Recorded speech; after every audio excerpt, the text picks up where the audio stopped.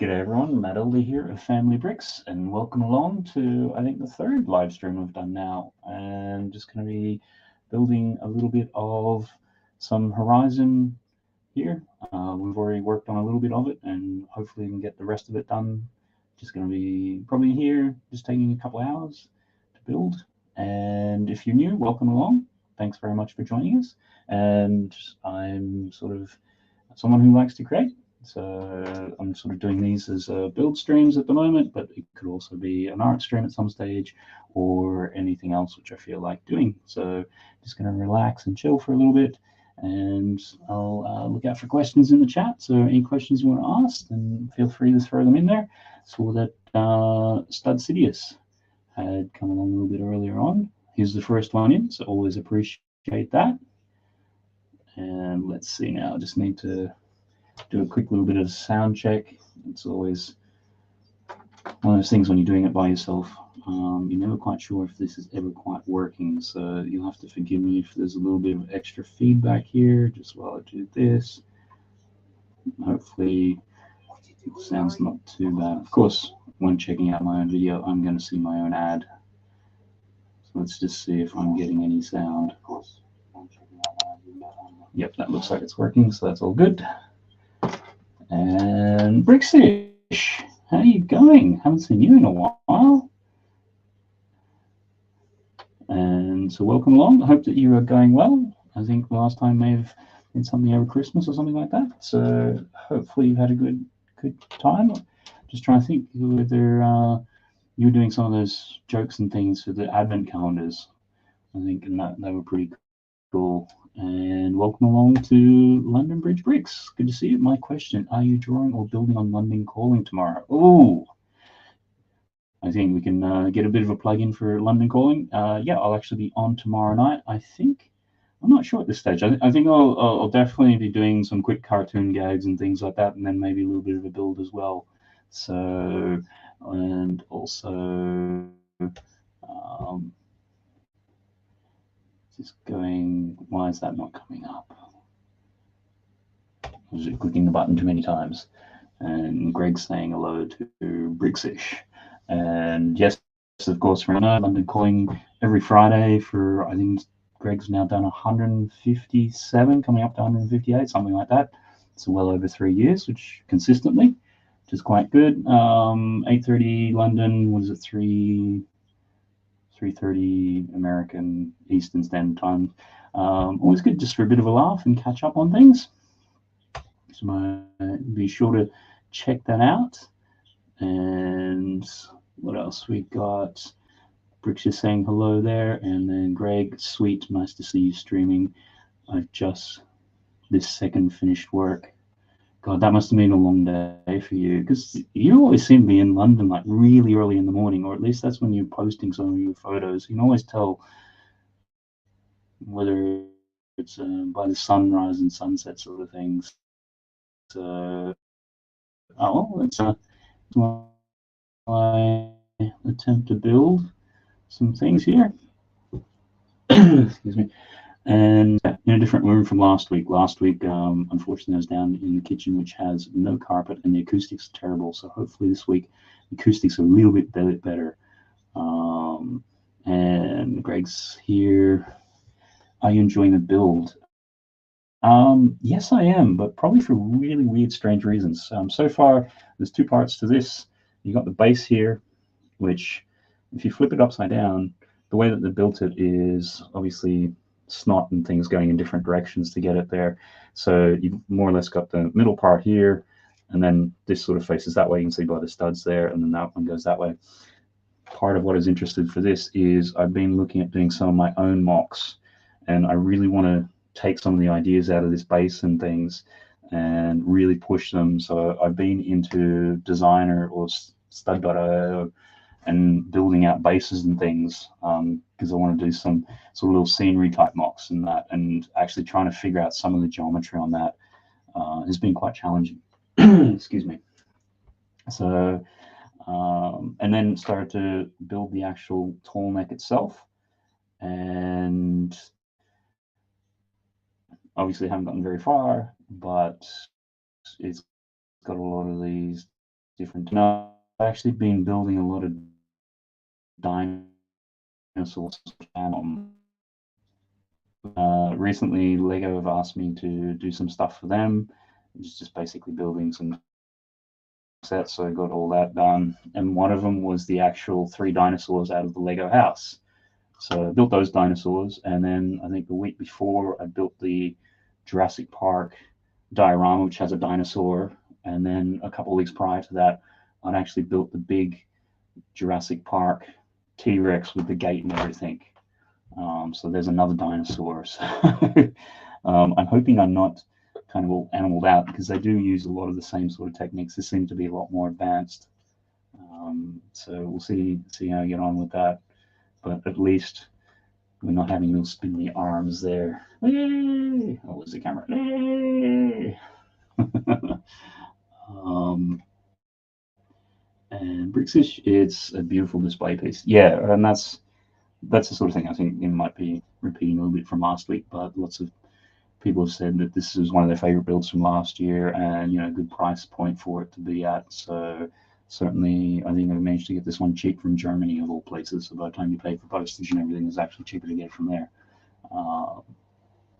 So as part of the backlog, which I want to try to get through some things. And then, yeah, there's also a couple little side builds so far. Just move that out of the way. Just try. So some sort of little creature animal thing here. Trying to get the right camera. I'm not familiar with the source material of this at all. I was looking at getting the game and having a bit of a play through it, but it seemed to be one of those things where your life would just disappear into it, so I thought better of it. And the minifigure is actually really good with this set. Let's see if we can get it there. You got really good printing on the legs, printing on the arms, the hair piece.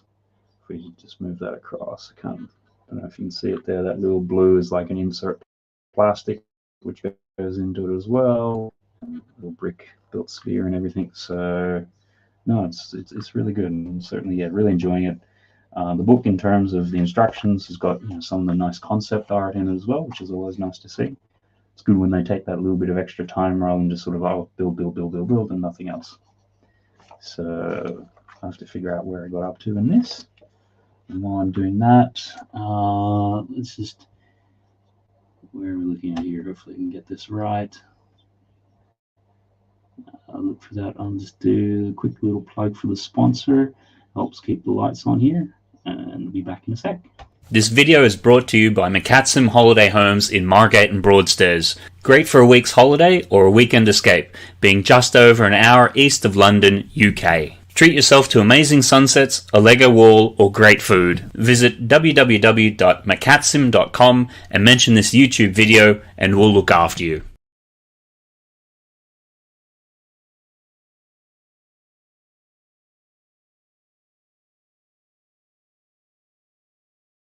Okay, hopefully that went through there okay. Still getting back the horse as such in terms of trying to get this live stream stuff sorted out. And while I'm at it, because I usually always forget, if you can give a like or a thumbs up, share, all that sort of normal sort of things which you hear from everybody else down below, comments, that'd be great. Okay then, I think with that said, we might get on and just start building a little bit here. I think maybe just have a little bit of chill music in the background. Try to just get it so it doesn't blast everyone's ears away. Trying to determine that each week.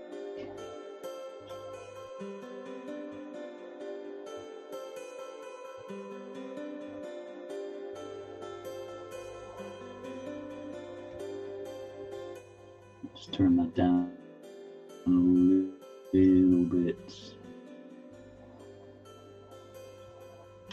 Hopefully that's good. And if not, I'm sure in the comments if it's too soft, too loud, just let me know. Okay, now I just need to figure out where we got up to in the instructions. Oh, I actually marked it with a sticker sheet. At least there's some use for that. Let's go get this all set up here. I'm not going to put that where it's not going to get in the way. So there. So for anyone else out there, how has your week been? Now we're almost at the end. Here comes a bit of loud noise, hopefully. Okay.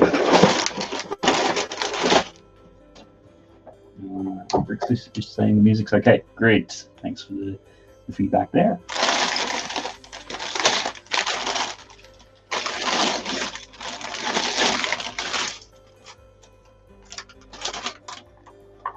And I think, as Greg always likes to say, I'm stealing the kids'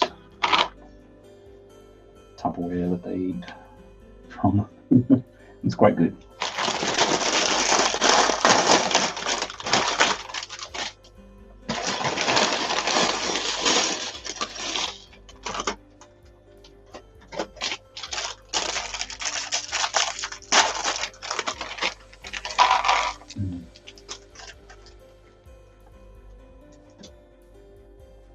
So, what's it there? A smiley face. I'm gonna go with a smiley face. Might have been terrified of the amount of noise. We're stealing the kids' Tupperware.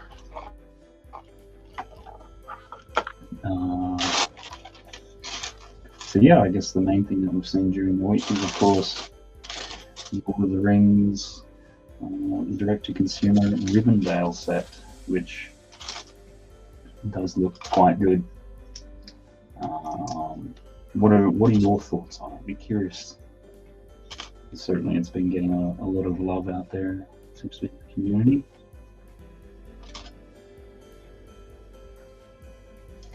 I don't know, but a bit of an interesting take on it, I guess. Look, don't get me wrong, great set and everything like that. Really good minifigures, really well designed, all that sort of thing. The price point, it's going to be a fair price point for what it is. At the same time, it's still, what is it, 500 American, 450 pounds. Like, these are not cheap sets, and it did get me to think about it in terms of how else could it be done. I guess, as a return set, what a way to come back, but it does seem like you then only have, at the moment, if you're into your Lord of the Rings and you want to do it in Lego, you're either doing, 10, 20 pound brickhead sets, or you're doing 450 pounds. There's nothing in the middle. I'm sure something will come very soon. But still, those price points, it's just like, that's really hard to justify spending that sort of money. I was trying to think. I don't think I've gone much over £200 for any Lego.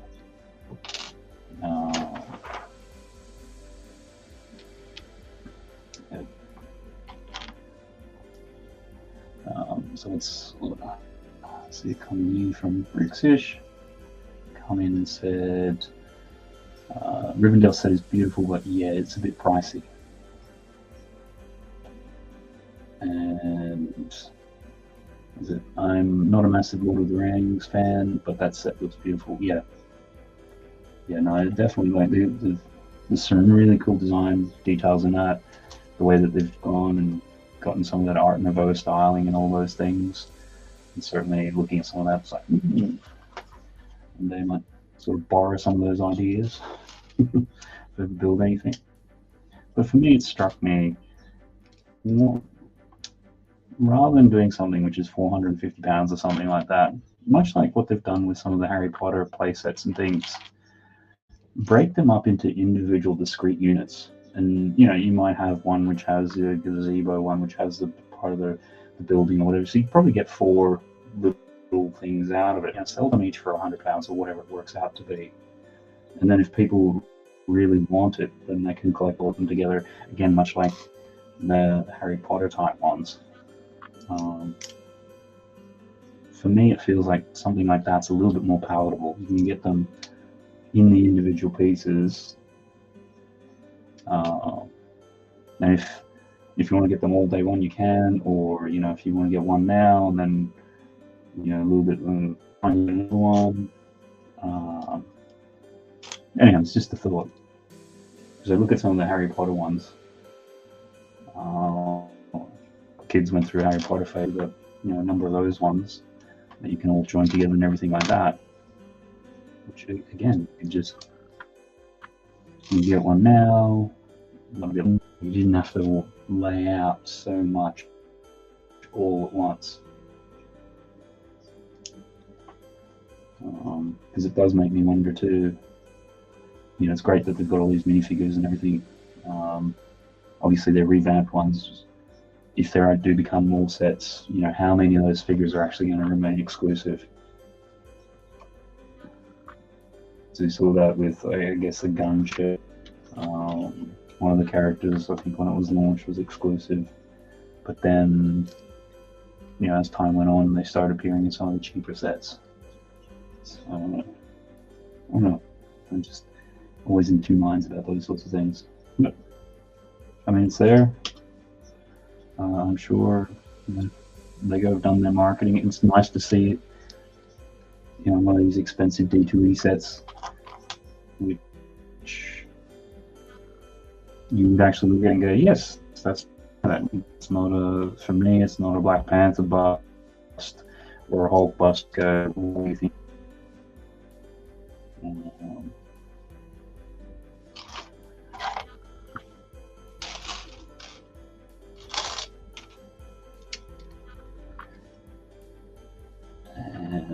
Bricks, I love the play sets. And what's the other thing? Comment. It's a bit of a delay. Hopefully the connection's working okay. I wish they did more Star Wars Monster Builder series playsets like Mos Eisley. I'm fed up with all the UCS ships we keep getting. Yeah, no, I think that's...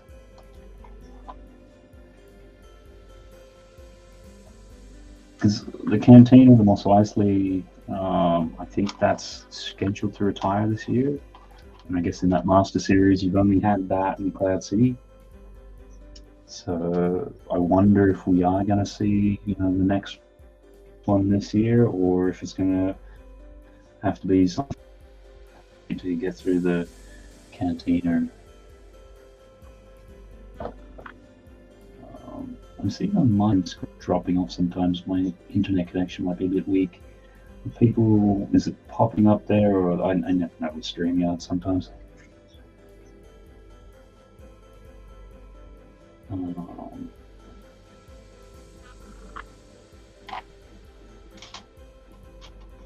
But yeah, certainly it'd be nice to get another solid sort of Star Wars, Master Builder, or one of those sorts of things. I sometimes think, I know it was a different era and things like that, but you obviously had the Ewok Village. There's so many cool things that they could do. So hopefully, fingers crossed, I'm sure Star Wars being Star Wars. Or maybe it's the sort of thing where you're going to turn into a joke and a meme. Of course, we'd love a UCS Luke's land speeder. All of a sudden, you get it.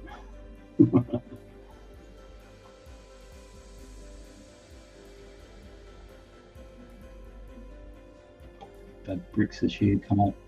I should have brought back the Ewok Village this year, being 40th anniversary, everything like that. Yeah, no, it's...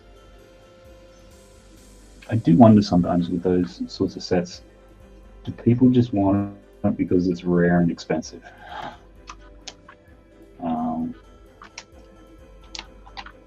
Because you do think about it, like, Ewoks, it's sort of like, the sort of criticism today is, kind of appeals to kids, and that whole thing with the Ewoks, and certainly having unfortunately grown up in that era, I do remember the Ewoks.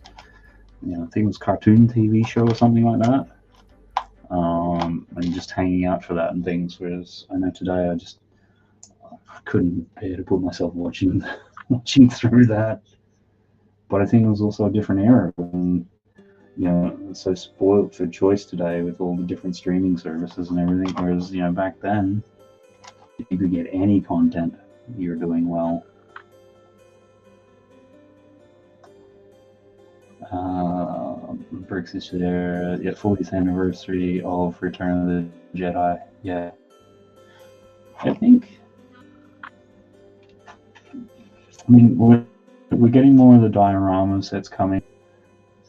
Indiana Jones version diorama sets, and maybe that's similar to the Tallneck and sort of things like that, where you're able to have decent sort of sets and display sets for reasonable sort of money.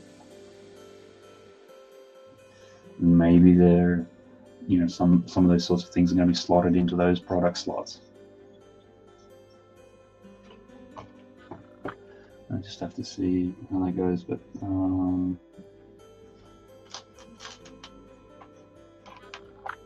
yeah, the kids got the, and I say it loosely, the kids got the cantina for Christmas because they'd gone on sale at one stage, so made sure we pick that up. Unfortunately, we've discovered video games very strongly this Christmas, so that's still to be completed. Brixie's can't wait for the indie sets. Yeah, I mean, you may have seen the week or two ago, the leak, not leak, or whatever that was. Looking good. Looking very good. And that's it all. Hope that how's your week been so far? I think. Just trying to think how I categorize this week. I was doing some of that build stuff for Lego. Managed to get that done, which is good. And then Monday, they still had an extra grand piano left over. And nobody else was volunteering to build it, so I also built that. So went into Lego and picked up a second grand piano, so I've now built two of them within the space of about 4 days. So, which is kind of cool. I mean, again, it's a cool set. But again, the price point on that is it's like £345. Like that's really quite expensive. But it's really cool the way it's been done. And Briggs is saying hello back at Brett X. Trying to think, what else? I mean, you had Riven down there, so I'm trying to just remember what else has been out there this week. I'm sure there's something I'm forgetting. But anyhow. So, if that's the right one, I didn't put that there.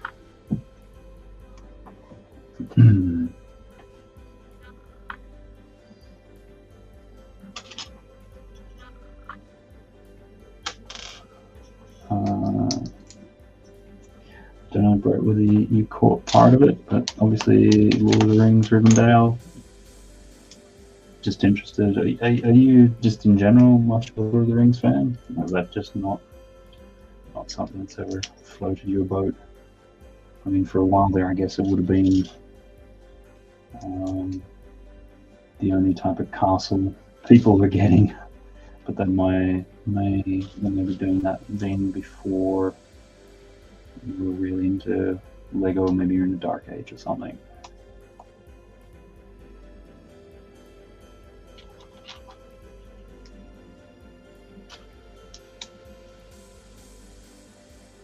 Let's check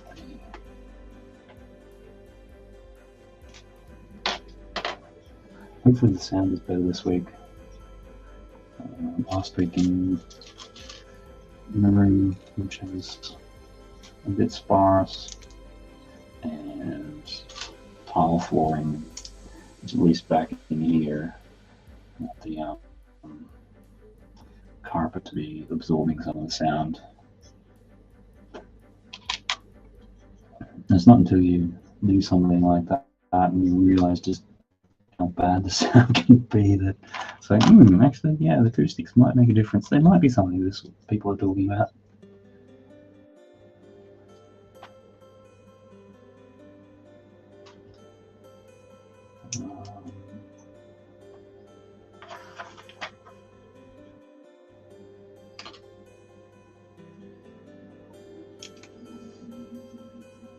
Oh, British, maybe. Have you been watching the latest Bad Batch? I actually haven't got around to it yet. I don't know, this last year having a bit of feeling of burnout on Star Wars, just in terms of, the things you think were going to be really good turned out to be quite ordinary, like Book of Boba Fett. And then other things are just weird. Again, thinking of Book of Boba Fett, where it's almost like Mando was in there for a couple episodes and they became the best episodes. It's almost like Mando season 42.5.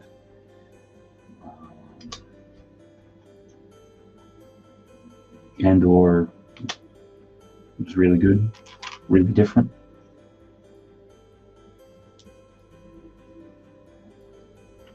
I guess part of it is still trying to get the kids through the Clone Wars up to, I think, about season 5. Because we're like, okay, get through Clone Wars, we can watch the first season of Bad Batch.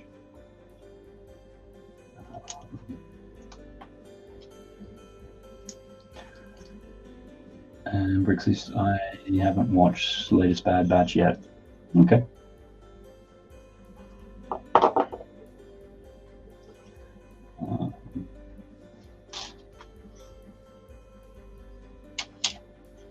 It's the other thing which I watched recently and caught up on Stranger Things.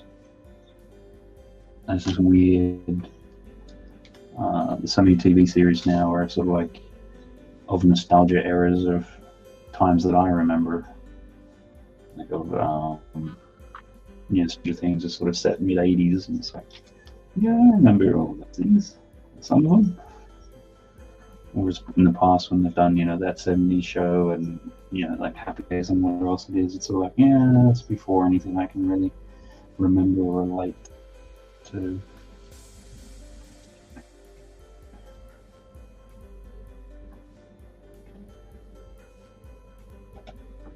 What's British coming up here?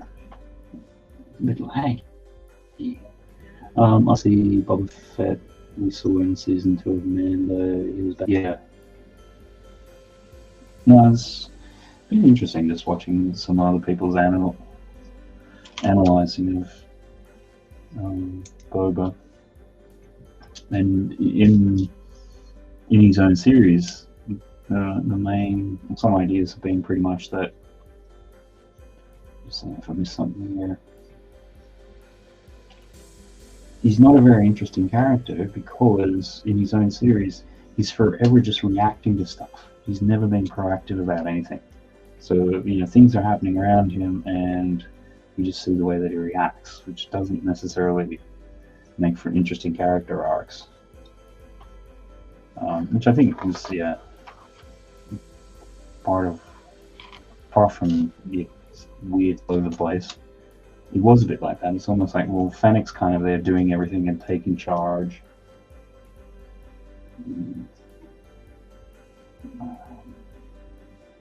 I get they had to expand on the character and do things with him or whatever else, but it's just like, I don't think they really knew what to do with him.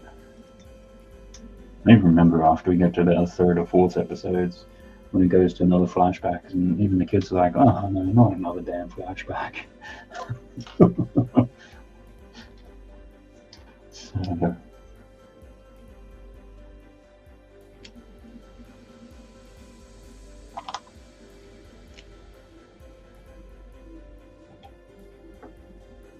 I watched the first 2 episodes of The Last of Us because I'm a huge fan of the games.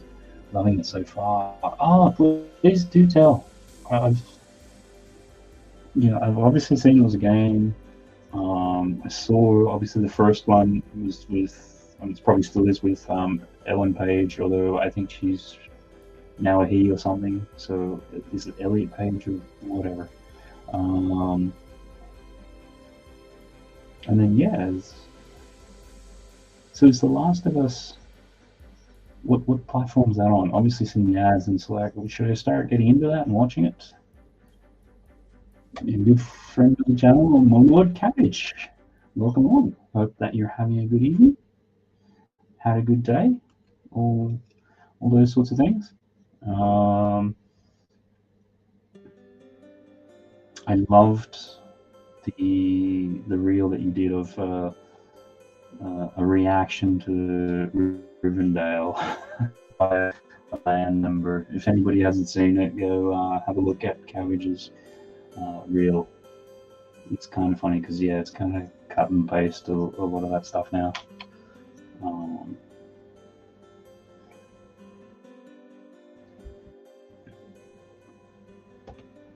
I'm almost too scared to ask you what you think of the Rivendell set itself. Maybe I've been sort of talking about it. I've been talking into the void.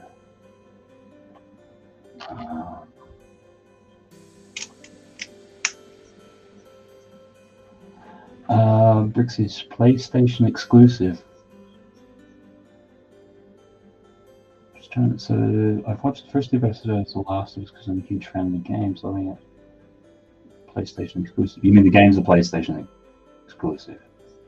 Which would be, that's cool because the kids have got one. What's the actual TV show? Like, we've seen the first two episodes. Well, what platform or streaming service is that on? Because I think I've seen the ads at the beginning of like YouTube videos and things, but I was thinking about it the other day, and just generally don't watch any TV whatsoever.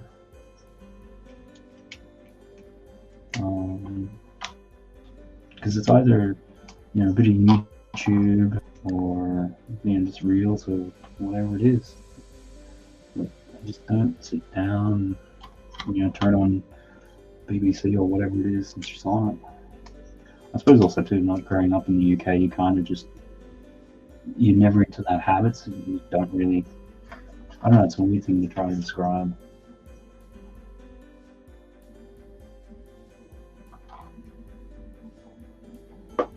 It's like, well, I'm here, I probably should pay a bit more attention to the culture, but then so maybe I'm just paying too much attention to online culture instead.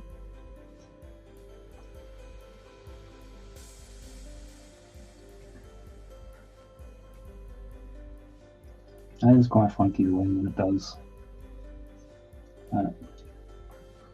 That's one of the things kind of been chatting in my building, so goodness knows if part of that's wrong.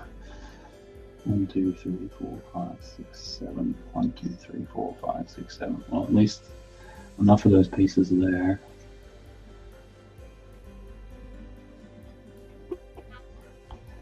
So that looks to be back. This is kind of cool, I think, the way that this is all going to slide. Oh, the other thing too, just before I jumped on, Amazon have got what is it, the James Bond Speed Champions and the Lamborghini Countach, both a dual pack for like £17. So it's basically, for the two of them, you get it for like a normal Speed Champions price. I think it's the usual sort of thing. It's like 1 to 2 months delivery. But certainly, basically you're looking at the cars, they're half price by the time it breaks down.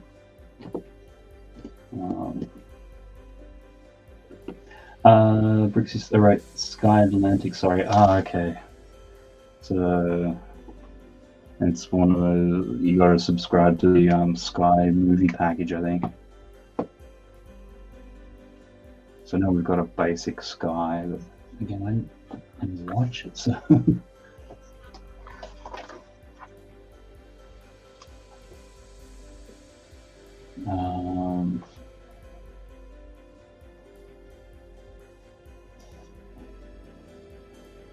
And that's starting to become the sort of thing. If you don't have the subscription services,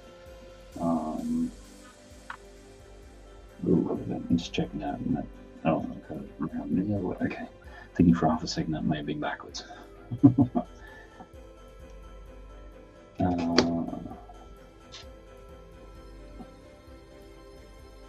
Yeah, the different subscription. Ton. Yes, mate. Sister Susie, Sister Cecils.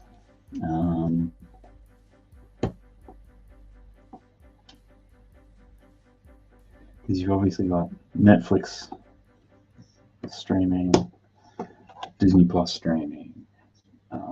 You got Paramount, which is now doing their little thing. The traditional cable, I'm going to call it Sky. Different package combinations there. Amazon have got their Prime one.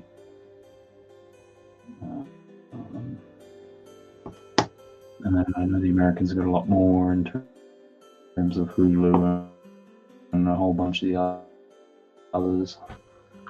It's KO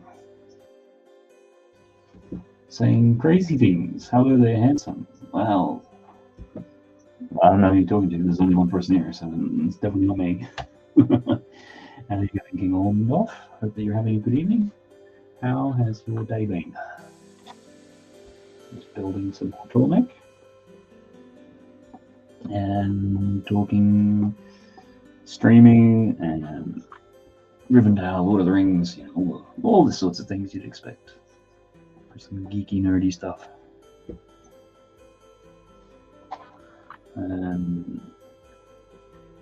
Riches has been saying, watch the first couple episodes of The Sum of Us, and it seems to be pretty good. It's one of those things just always seen out there, never actually watched. It's like, actually might try to get into that. This is kind of cool the way that they're doing this. It's quite different sort of build. I'm getting these minifig sword weapony pieces. And they're going into these, what are they called? Robot Technic bionicle claw thingies or whatever.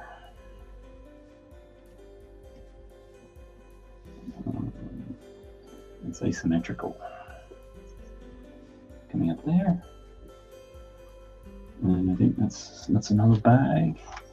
Now that looks like it's missing off something. Yep, because it needs to go there.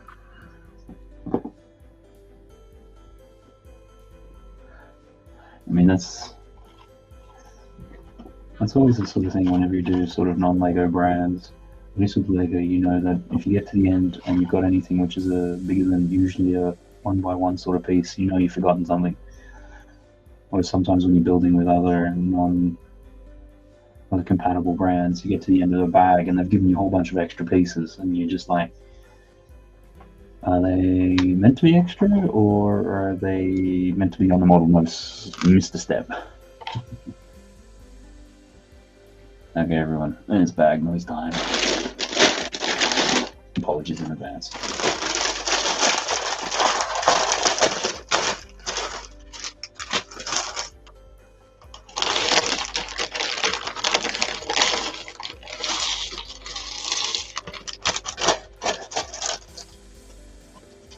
One more.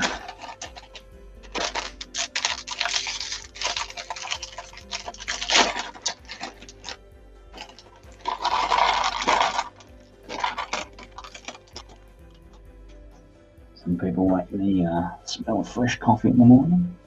You just hear from Lego sort of geek. It's going to be the crumpling of plastic bags as you open the next bag of enjoyment.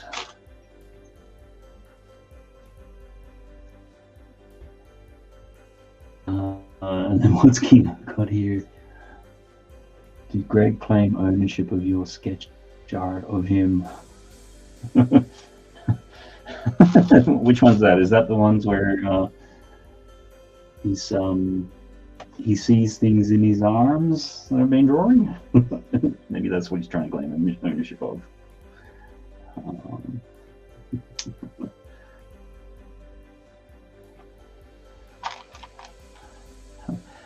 trying to think. Since I restarted this sort of live stream, is that this is still family friendly orientated content. I suppose it is a Thursday night, and it is after 9, so kiddies are in bed.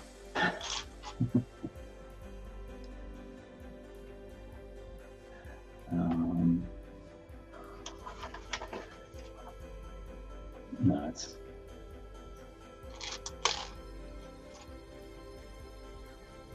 the sketch art on the stream is it's just a really fun thing to do. It is when Greg was having his 3-year stream prior to that. I think the week before I'd gone through some of the old streams, and also most of the art I pretty much have all scanned and everything like that. And if you want to see any of it, if you go to mattelder.com/livestream, it'll give you at least all the sketches I've done in the last year, and you can download them in PDF, all that sort of stuff.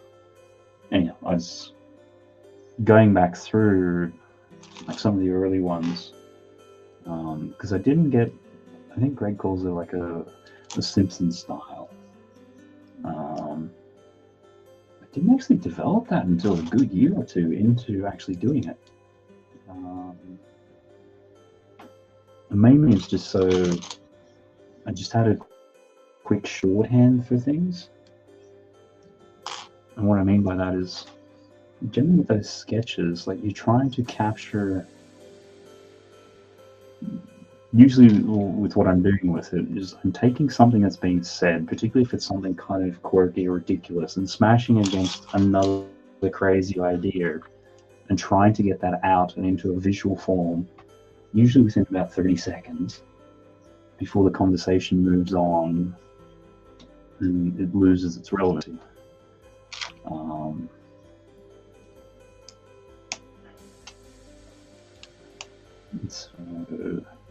But the thing that I've noticed is it's almost a little bit like canned laughter. Like I think it was a Seinfeld episode season, or maybe it was one of them, you watch the episode without anyone laughing, like, the studio audience, because maybe they didn't do it or something. And thing is, it's still funny, but it wasn't as funny. And I think there's just something to it when, you have that laughter being an infectious sort of thing.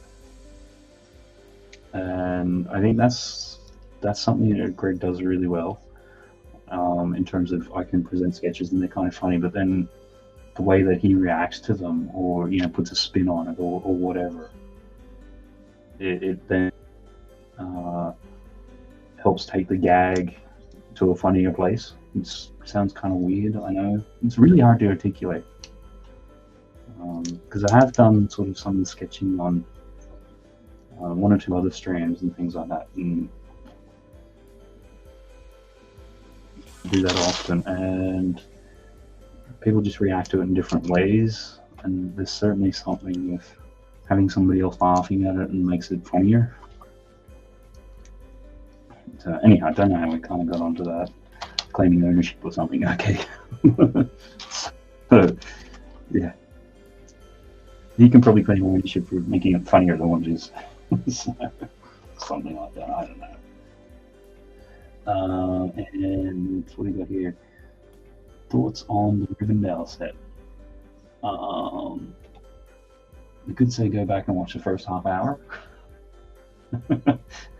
but it's come out.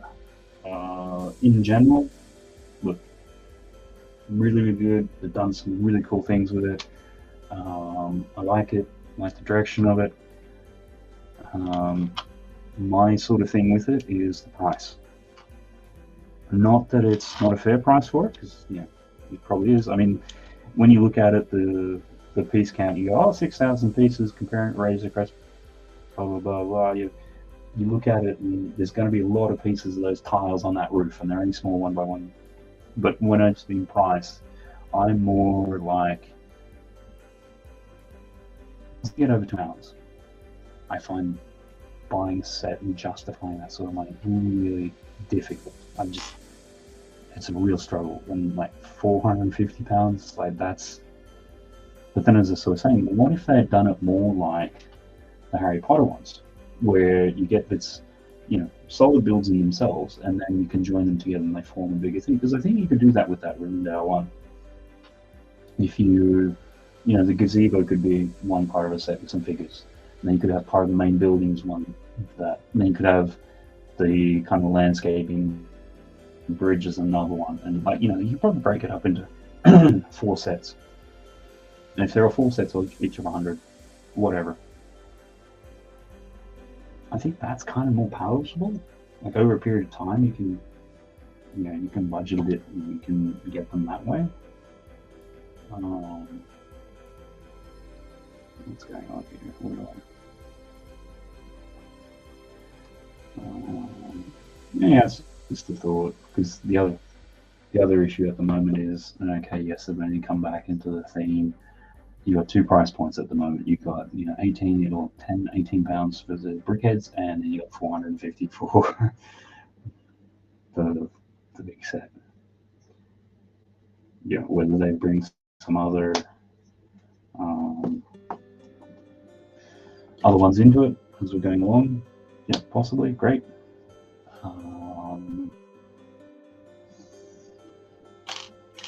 And then obviously the minifigures are all, at this point they're exclusive because they've just relaunched the line as such, but how many of those figures are going to stay exclusive? And then if you go out and buy it, day one, whatever it is, and there's 15 exclusive minifigures just because they haven't done them, and then within the 6 to 12 months, 12 of them are then in other sets. Are you going to care? Don't know.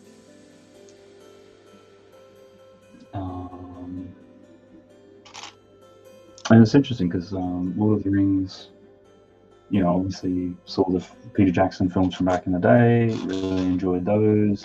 I think we've got all the, when I was in Australia, I had all the extended editions, I've watched those, I've watched commentaries. And then just recently, one of the boys has been repurchased all the DVDs and the extended ones, and we've been going back through them. Haven't quite been into the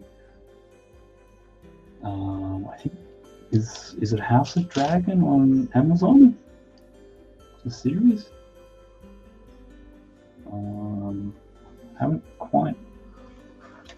Haven't sat down to actually watch it or anything like that. It's kind of on the radar as something to do. Maybe it's because of the Peter Jackson films. Watching the extended editions of those films is quite a time commitment, because it is. Each one of those is 4 hours long. It's there's a fair bit of content there. Maybe you've still got that hangover and kind of right. Have you watched the current streaming service, and what do you think of the Rivendell set? And then Brick says, yeah, they could have done it that way. Do you mean Rings of Power? Yeah, it could be Rings of Power. I don't know. It's got power in it, or I think it's House of Dragon, the follow-up to what was the other one? The Martin one. It's the Game of Thrones. I must admit, there's some of those sorts of fantasy dragon type shows. That's what I sort of call them, like Games of Thrones. Never particularly watched. I did watch the first episode.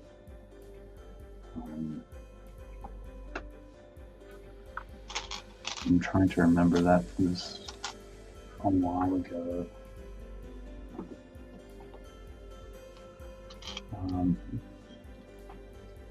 I don't know. It's just that sort of fantasy. I enjoy it, but I don't know. I probably, just me personally, I prefer science fiction fantasy first. in terms of Star Wars or something. Yeah, there's only so many hours in the day.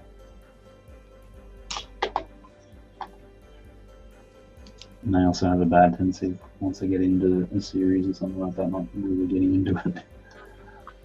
All the extended media and everything.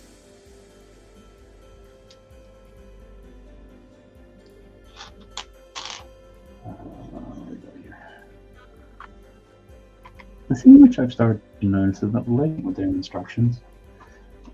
And what I mean by that is sometimes if you've got multi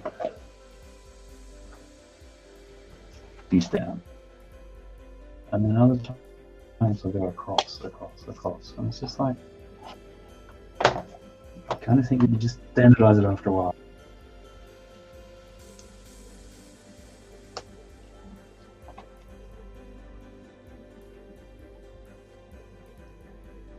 There we go. I'm looking at there.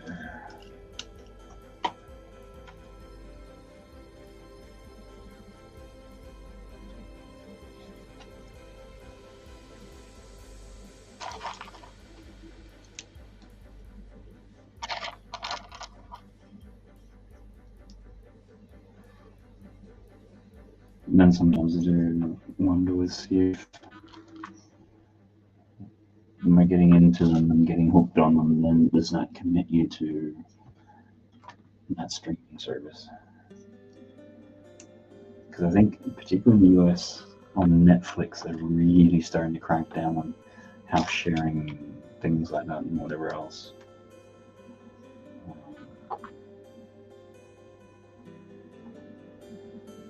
And it just seems to be one of those tech things that happens. You know, you go through that phase of encouraging insane growth at any cost, and then you start coming back once people are, you know, addicted to the service or whatever, ratcheting up the price and everything like that. And I mean, you know, part of it is obviously since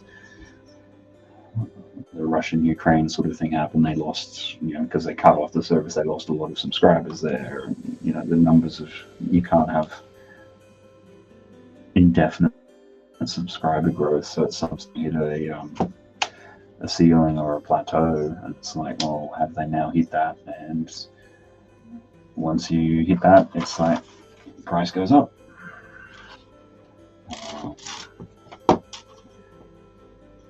Because I think when we first started with Netflix, it was like $5.99 a month. I think now it's $13.99 or $14.99. Like, yeah, it's gone up a lot.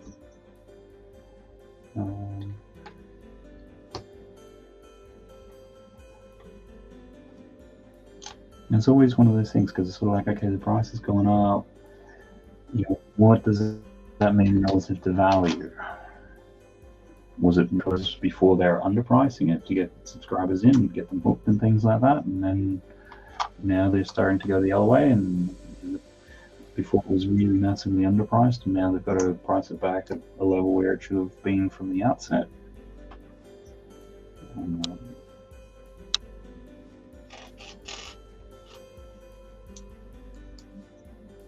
And not that I'm advocating for, you know, obviously using those subscription services in ways that they're not designed to, but it's usually once they start, you know, it's the thin edge of the wedge in terms of where they go with, you know, really cracking down on how you can use their services and being so prescriptive and, you know, trying to just basically figure out ways that they can, people have used it and they can just generate more revenue out of it. I'm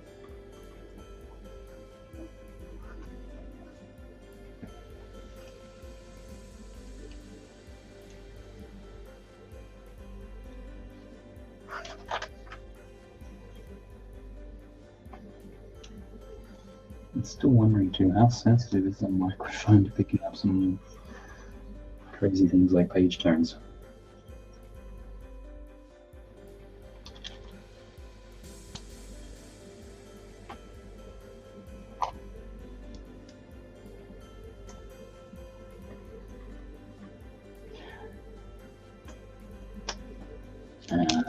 mean, I'm trying to. The goal with these streams, at least at this stage, and first of all, figure out how to stream again. Because as much as what I haven't streamed to some degree, it is like riding a bicycle. It's kind of like you kind of forget and you need to restart it. And in other ways, it's like, no, everything is. You really are hitting the reset button to do it again.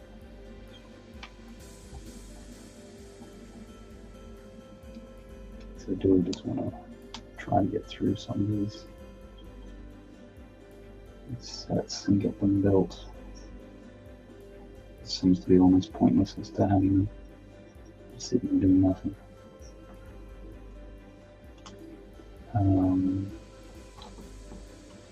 It's been really nice that people are always like, when's the drawstring coming back? When is the drawstring coming back? So, I mean, is that something that people really want to see, or to see it infrequently, or? So I'm still just trying to figure out all this sort of stuff.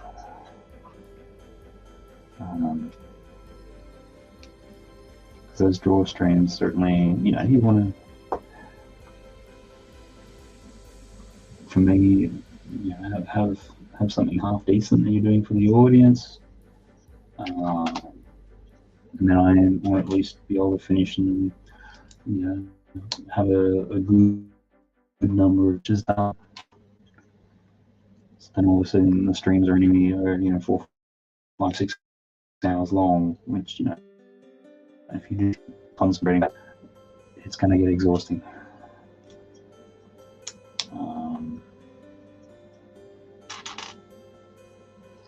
And Brixie, yeah, I like the drawstring. Okay, yeah, to remember you were quite a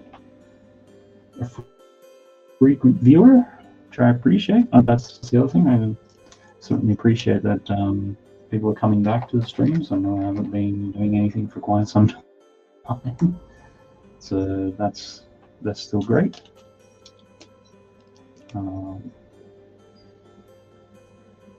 I'm hoping as much as what's possible to make this Thursday night, or weekly sort of thing. Probably, try to do. I'm gonna try to do about 2 hours, I think, just because it is a school night still, and the kids are up early in the morning.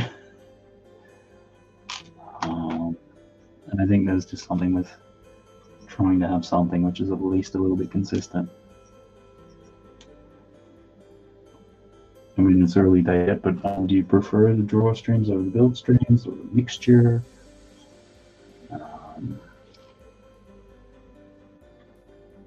Because the other thing which I've been designing, I think I mentioned at the beginning of the stream,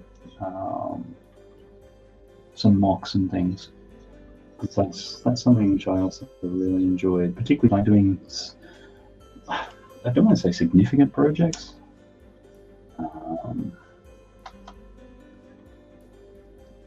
but it is, something which isn't just a 2-second mock.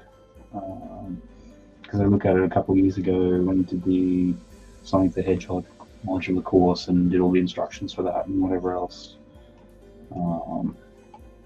Enjoyed doing that. Still got it sitting up there. I'm still wondering if at some stage I should actually display that in a show or something. But again, just in terms of, something of substance, you go, yeah, that was cool. Well, and then before that, so we've done what I call Lego scenario, which are built, whole modular units based around the dots, bracelets, and things, which then figured out all the motors and the components. Shortly, I think about 6 months later, you had the Super Mario TV come out. This is like, so that's that. And then it's funny because then you've had, because one of the ones which I did was like an art one, which is that Great Wave one, and then that art set's now come out.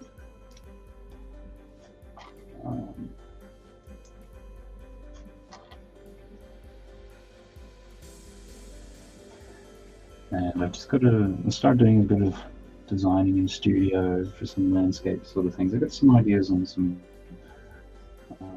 looks that I want to do.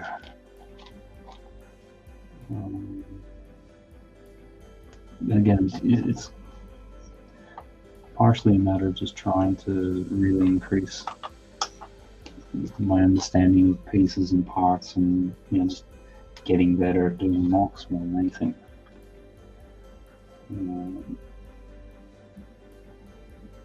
Kind of something just ticking away in the background. Oh yeah, and the other mocks we did was years ago for the kids' birthday party. It was like centerpieces at one stage into like dinosaurs and everything like that. So I did a massive triceratops sculptural one. I think it's 6,000 or 7,000 pieces, which I also put very rough building instructions for it on the rubrical. So if you go there, you'll find it's triceratops. Just type in triceratops and it's one of the many results there. Because that was the sort of thing when we did it at the time. Someone was like, "Oh, what's your favorite dinosaur?" "Oh, T-Rex." It's like, okay, cool. This was at the time they had Jurassic Park T-Rex out. So I was looking at basically upscaling that. And as I was working on it, then we turned around and said, no, I don't like T-Rex, I like Triceratops. So shortly thereafter, it's like, okay, look on rubrical, where is some Triceratops I can grab a hold of and modify? And there was nothing. So I'm like, oh boy, I'm going to have to design this from scratch. And I need to have it built within 3 weeks. So design by scratch, source the pieces from Bricklink, build it, and have it done. And I remember getting to the night before and having most of it done, and then I ran out of sand green color, which is one of the main colors in it. Luckily, I thought to myself, I think there's some sand green stuff on the pad wall at Blue Water. Brick Water. Better not let the brick ones hear that. Brick Water. I have to keep that in mind. So I made a quick trip out to Brick Water, Blue Water. And I did have some little 1x2 pieces, so I grabbed a couple of those. And thankfully was able to finish it. I was finishing at midnight, and the party was early the next day. I think I hadn't slept much that day either, because I've been working on it pretty heavy the night before. Because it was something which had to get done. It's like,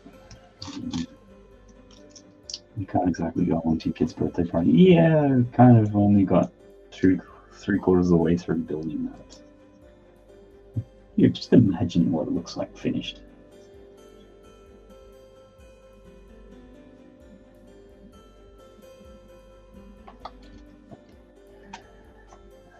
What's happening here? I'm just looking at this, and it's like, can I put those on upside down?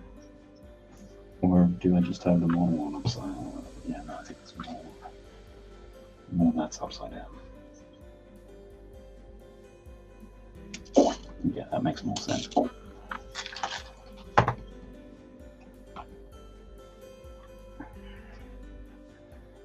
So, need to pop on there. Okay, it's been centered like that.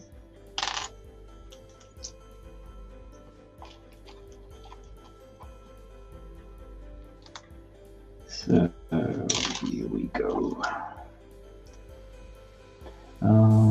What else? What's the thing I'll talk about? And it goes up higher. Is that symmetrical? Okay, that's kind of cool.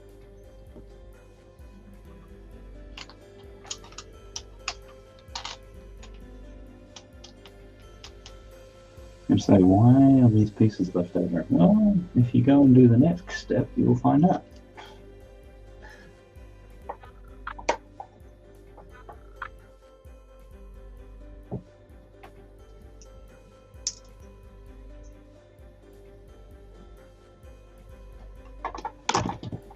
Ooh, that's flimsy. That just came apart pretty easily.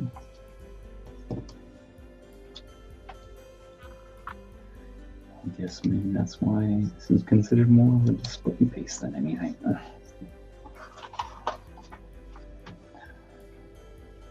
Okay, so I can position that so you can sort of see it.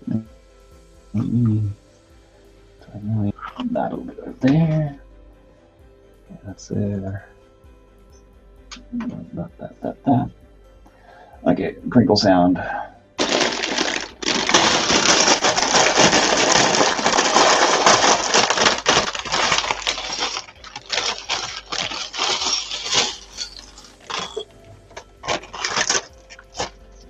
Good. Of course, once I move that away, I actually need it back.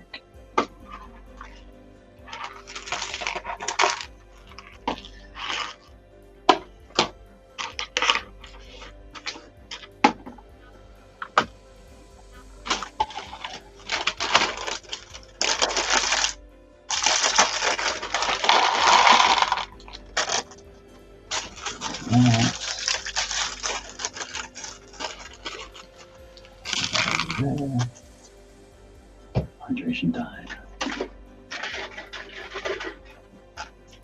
Let's just get all the horrible noises out of the way all at once.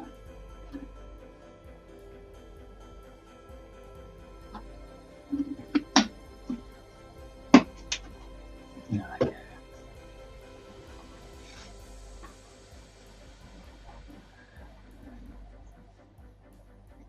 So I guess that's the back legs, and start thinking about the front legs now. So I'm hoping I can get this done tonight, at least on this stream. I think so. This bad one, you can find the mistake. Thinking what to do for next week. I mean, there's plenty to do.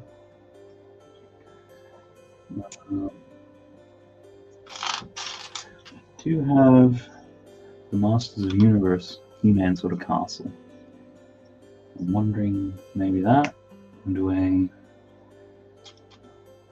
stick more with sort of doing some video game themes. Sorry, that just looked a little weird. So whether or not, particularly given that the Super Mario movie isn't too far away, do something with Super Mario. There's the Peach's Castle, which I've got, because I built, again on Rebreakable, somebody put up a Peach's Castle, which is a really cool design. Unfortunately, they only provided, well, they did a castle, they just provided the stud.io file, so I grabbed hold of that, and most of, half the design was done with illegal colors, like colors that don't actually exist. So I'd spent a lot of time going through and trying to change it to like pieces that you could actually buy, that actually existed. Because it was like the main part of it was like a pink color, which just doesn't, most of, you got some pink tiles and some pink bricks, but lots of the pinks in the pieces that they used just didn't exist. So you had to do a lot of color swapping and trying to get it to be something which is a color which is rarely available in all these different weird pieces, and still made sense when you looked at the overall whole color palette of everything that you're changing. So I think I managed to come up with something which was pretty much there. Problem was when you went to bricklink it, it was going to be about £500 or £600. So that wasn't going to happen. So I managed to find basically had a Chinese company which went and did a knockoff, took the instructions, made it as a set in pretty much the colors that were in the original design file. So lots of things which don't actually exist in Lego. And I did manage to get one from, I think it was like Alibaba or something like that. So even by the time I paid for postage from China to get it here and everything like that, it was only about £70. I think it's the better part of 3,000 pieces. That goes up like that. And built it, enjoyed it. Like, I mean, it's the sort of thing, it was a mock build. Basically, you look at the instructions, there are things you're going to scratch your head at and go, nah. That's right, there's a lot of what I call anti-gravity steps. So it's easy in digital instructions to have a step where pieces are always floating, and it's not until about 5 or 6 steps later that they actually connect to something.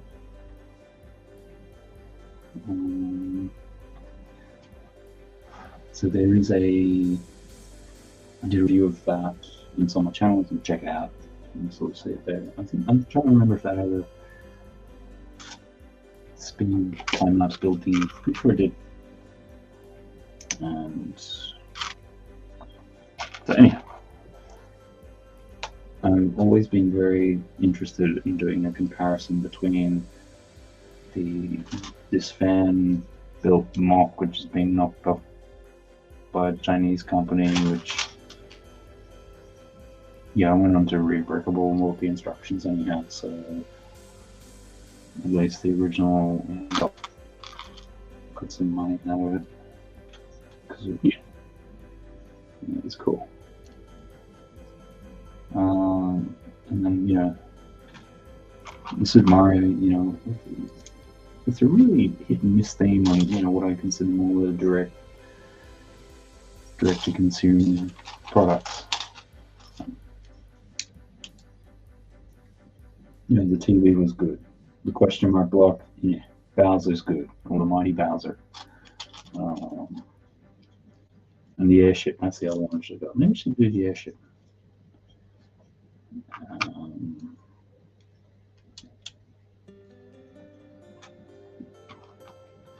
And the other next big thing is Peach's Castle. And they still, they obviously did it in the little square blocky one which gets built.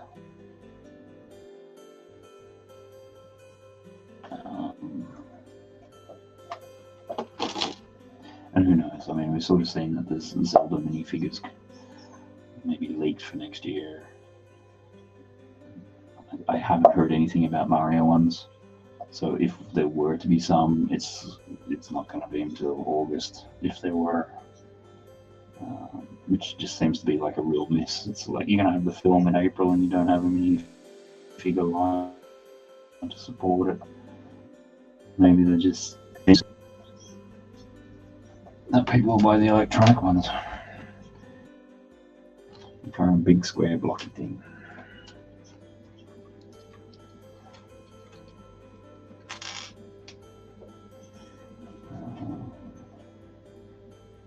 I don't know. So anyhow, this is some Mario stuff we build.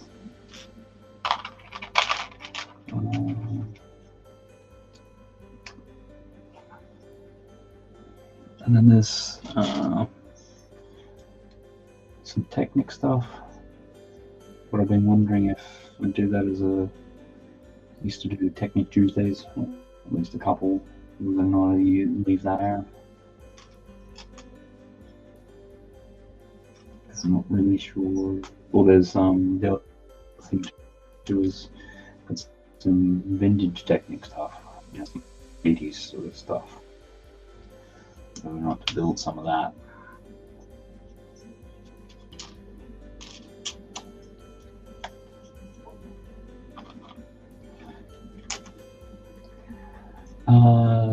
I really thought Lego would have done Mario figs. Yeah, it just, on the one hand, I think, why haven't they not done it? And then on the other hand, I go, this is Nintendo. Nintendo never have a tendency to do the obvious, which sometimes is a good thing and sometimes is a bad thing. You know, you look at some of the things that they've done in terms of, you know, the Wii and Game Boys, and yes, hits, fantastic. Switch, great. And then you look at some of their missteps.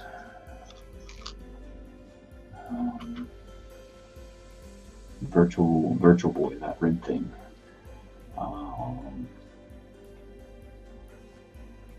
Wii U. And it's a hard thing sometimes, because it's when they try and do things out of the box that they can succeed spectacularly. And when they do those things which are out of the box, it means they can fail spectacularly. So it's just hard to know what the bigger game plan is. I mean, maybe the electronic stuff, they've got like a 3 to 5 year time horizon. It's refreshed, and maybe the minifigures will be the refresh on that. Don't know.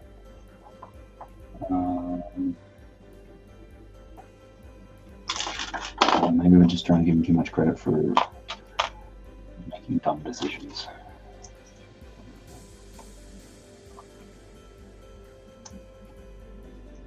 I don't necessarily, you know, I've been skeptical on the line about how difficult it is with mold making and this, that, and the other for figures and things. Because I've also got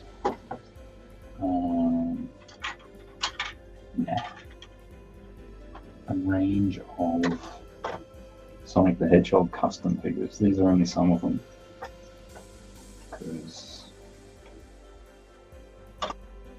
the kids in there can get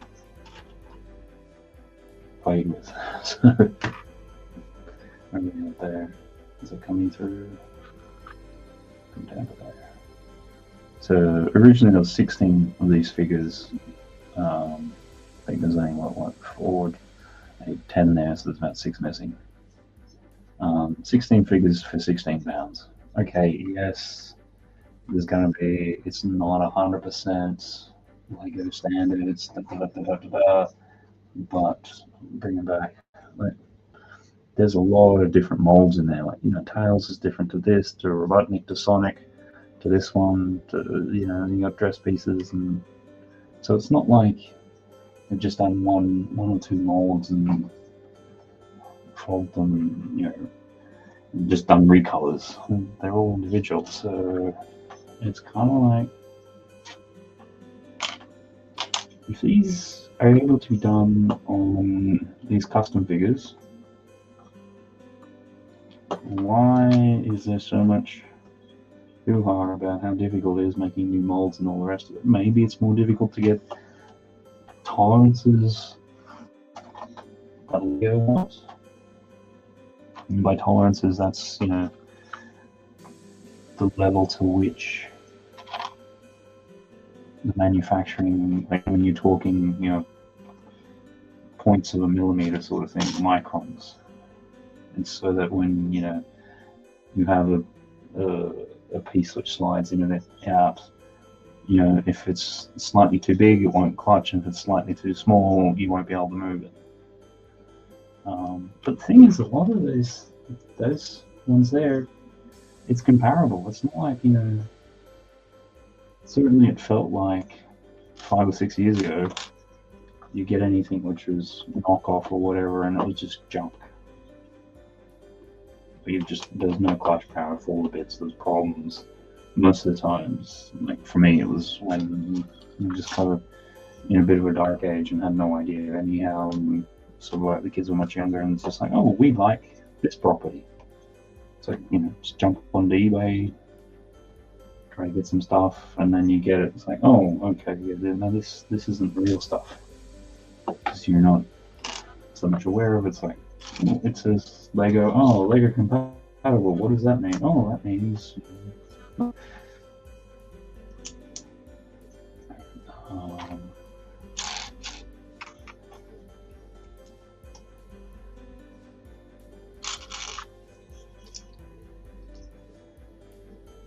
I always love the way that these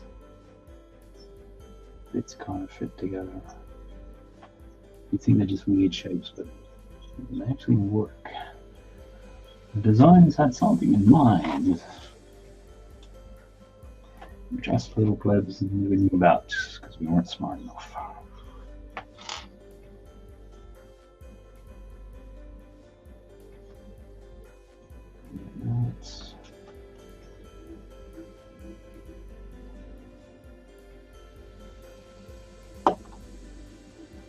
I'm just going to make sure I attach it in the right way.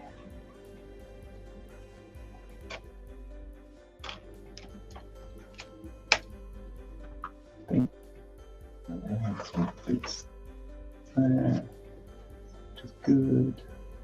Yep, I come to the next one. I'll just pop that down a bit, so I can actually see the pieces which I'm meant to be building.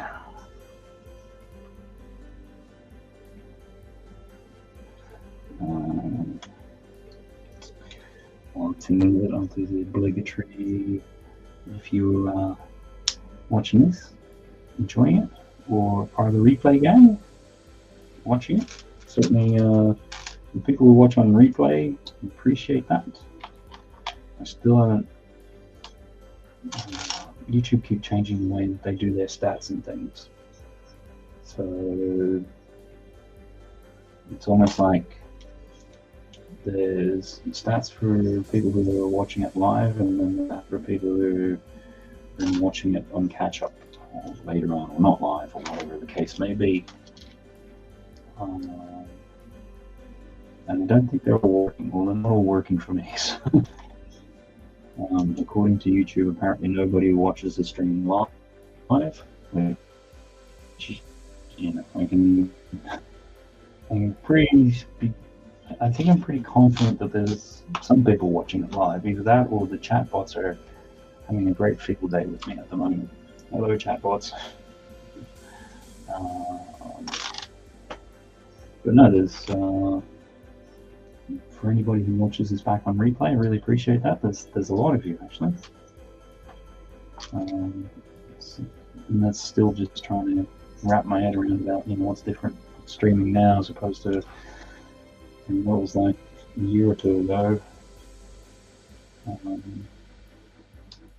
Yeah, it seemed to be more a couple of years ago. If you didn't get people live, that was going to be about the end of the stream in terms of stats. Like, you know, you might get a trickle of people watching it after.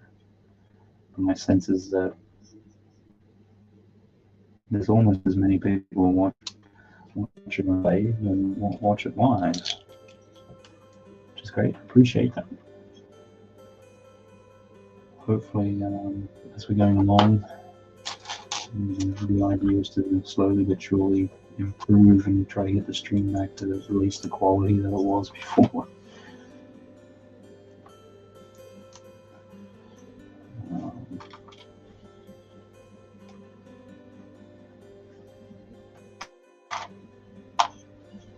That's it.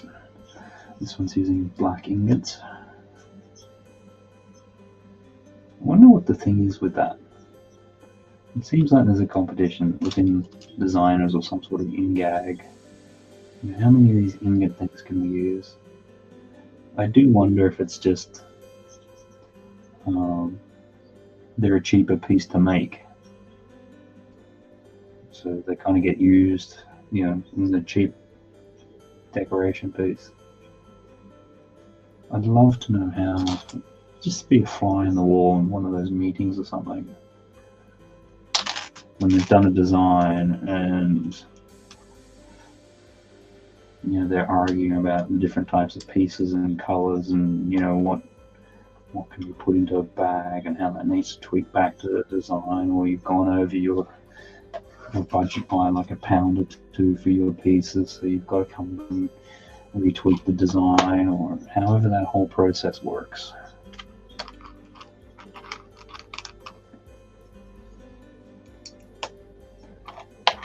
Because what we're talking about recently, where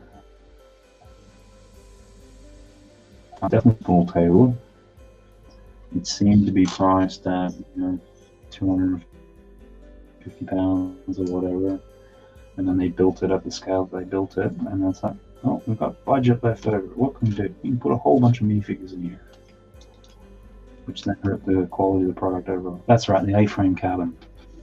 Because you had in the original design submission the way that the trees looked. Because they're nice and they're full and they're luscious. And, it's hard to say that the trees are what made that design, but they certainly added a lot to it.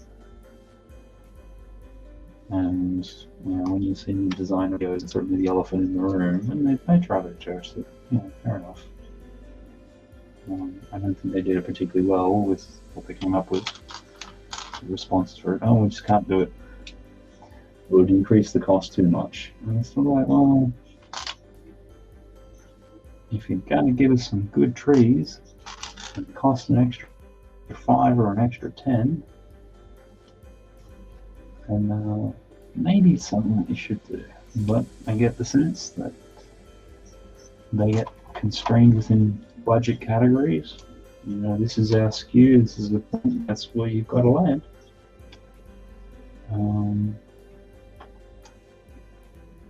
We're just not too interested if that makes it a better product. This is the goalpost that you need to get between, so just figure it out.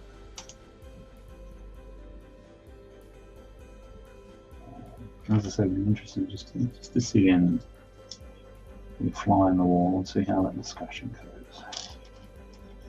Maybe we're just more making it up. Maybe they just come out and they just tell us whatever they want.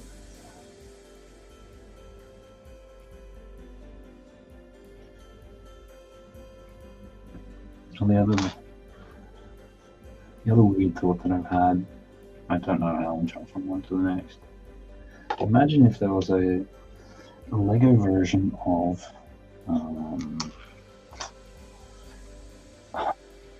I'm pulling a blank on it. Netflix did really well. Squid Games. Equivalent of that. Where you have to build a set. Because you had that one competition, and this is what got me thinking. The one competition in Squid Games where they had the cookie and they had to cut it out of the shape that was there, and if they didn't get it right, as soon as they made a mistake, they were eliminated. Let's just say that. What would be the Lego equivalent of that? And then they had a time frame they had to do it, otherwise they would have been eliminated. And it's all this sort of thing that's sort of like, if you had to build a set in a certain time period, but you had to get each step perfectly right. So if you do a step and you miss a piece, or you go to put a piece in one place and it needs to be slightly in a different place, then you're eliminated. And be sort of like, how would anybody, or who would survive that? I don't know, maybe it's a competition for a convention or something like that.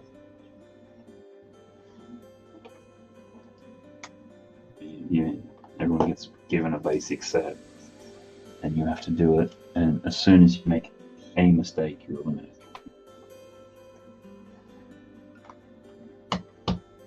Now, I have no idea why I'm thinking about those sorts of things, but it popped into my head at some stage.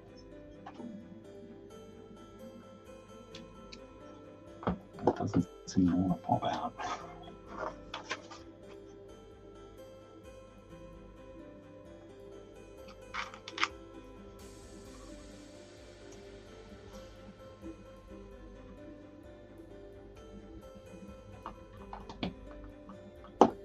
still.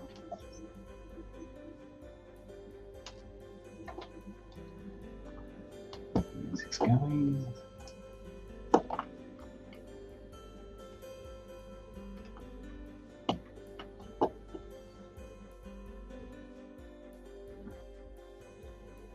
Lots of questions. Do anybody else out there have weird ideas that pop into your head and you're sort of like, should I vocalize these? Should I even be thinking this? Am I a bit strange by doing this? Or is this what everybody else does and nobody says it? Nobody talks about it.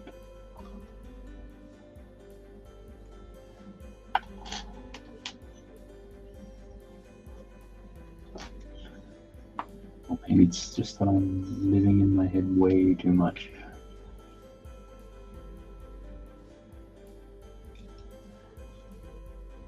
Okay, that looks like here on that side.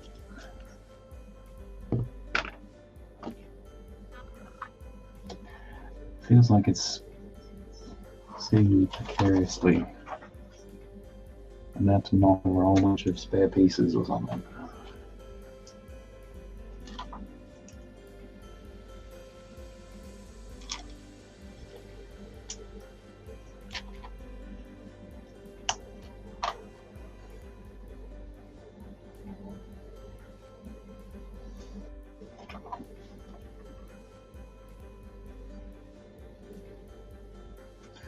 Thinking, this step seems very familiar. It's like it's a third of 4 feet. Clown.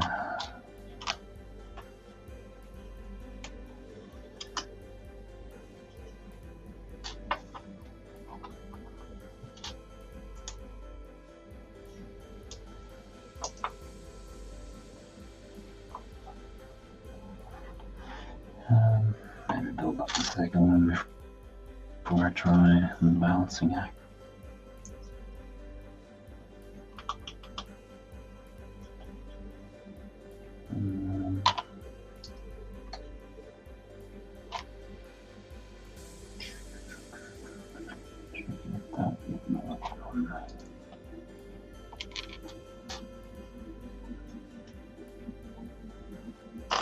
And the other thing is, how much do people talk to themselves? I can almost claim that this is talking to yourself. The only sort of reaction or response you get is kind of through the chat, but in the meantime, you kind of got to make conversation anyhow. So how does that work?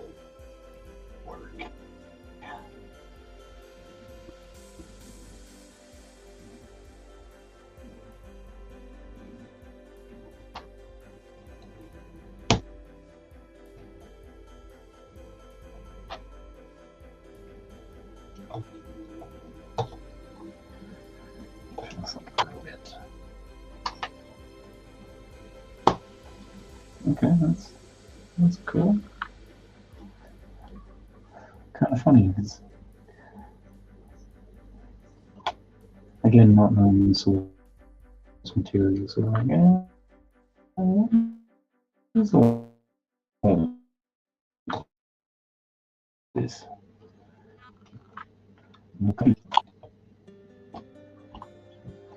And once you start building it, it's sort of like, oh, I know why this is kind of familiar. Reminds me of a giraffe. Maybe when you got the dish dome head that sort of throws you before, obviously it's still not here. You look at it and go, ah, so that's what that is. Again, more of these ingot pieces, this time in white. Put those down on that. And a couple of these bigger pieces left over. It's like, where have this from?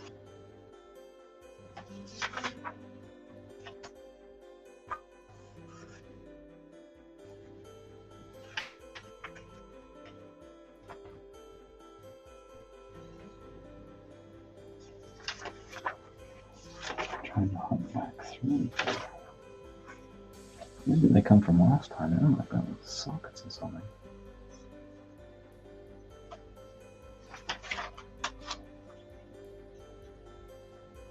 Speaking of bag 7,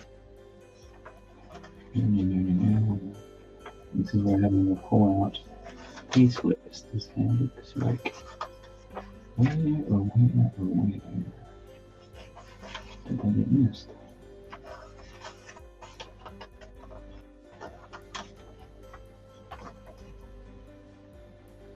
No, it is on this last step somewhere. Oh, they're about. It's a bit of extra stuff. Someone and the other ones. Okay, however that works.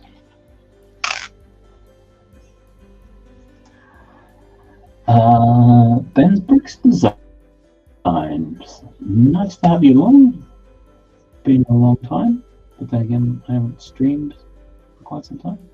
Lovely, lovely Tallneck. Yes. I certainly agree with that. As I was saying earlier, I've been building a lot of the different flavors of dinosaurs that Lego put out between the Villain 3-pack, the Jurassic World, Jurassic Park diorama, the original T-Rex with the gate sort of thing. So I'm starting to get sick of sort of like animals in that flavor. And this is very different from that, so I'm happy. That was particularly when I just recently did those 3 Lego dinosaurs. It's like, oh, I'm not sure I can handle another quadruped type animal. Please give me some variation quickly.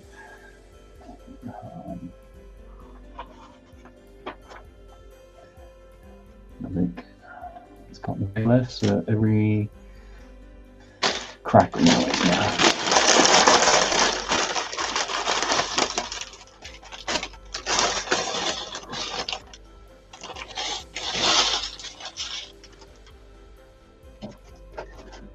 And how are you going, Ben? How's your day been?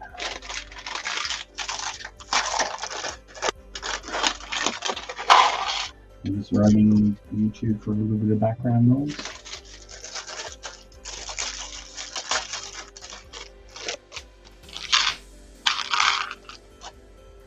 I think just having a little bit of chill.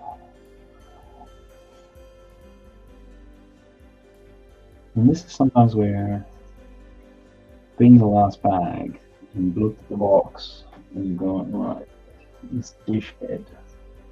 And you look at the pieces and it's like, are there enough pieces here to do this?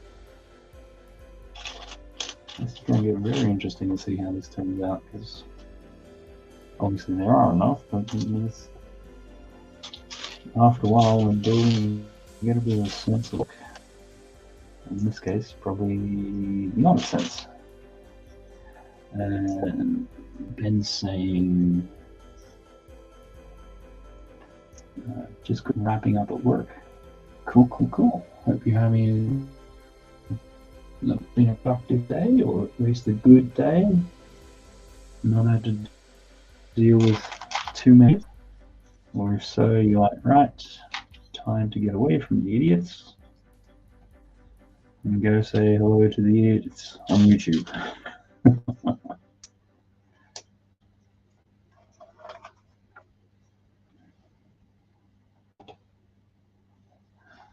So have you built the Tallneck? And if so, what did you think of it?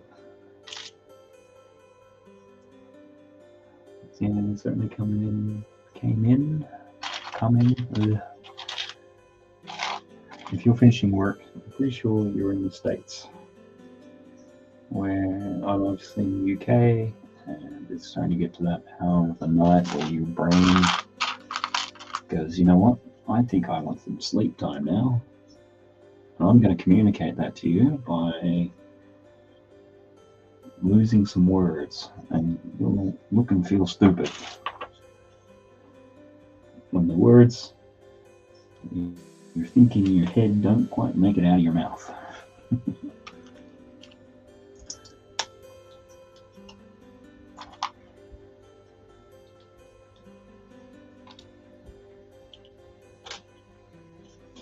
yeah, certainly one of the original reasons for picking this up. Yeah, a lot of good things about it, and it just, yeah, visually it's just different.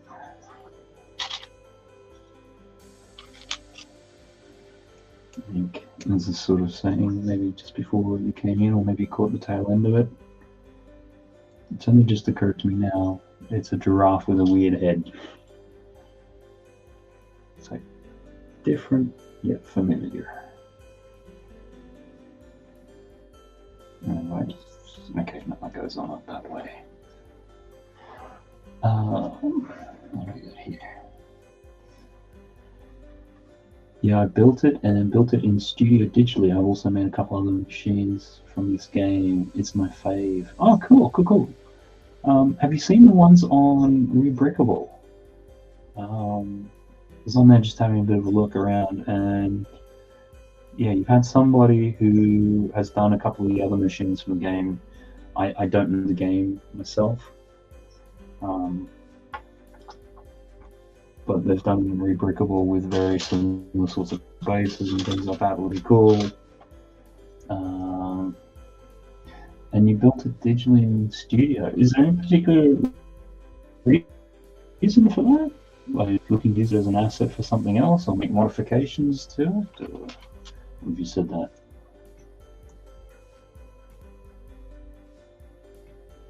Hang up there. I'm gonna butcher this. Hachiwakumiza for Thunderjaw. Actually, that name, like just seeing it, seems familiar. And then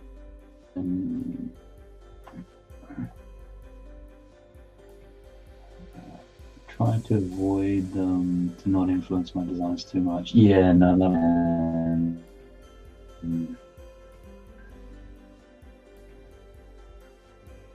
digitally, keep your designs in a bit of a similar sort of scale. I suppose that's always the thing with digital.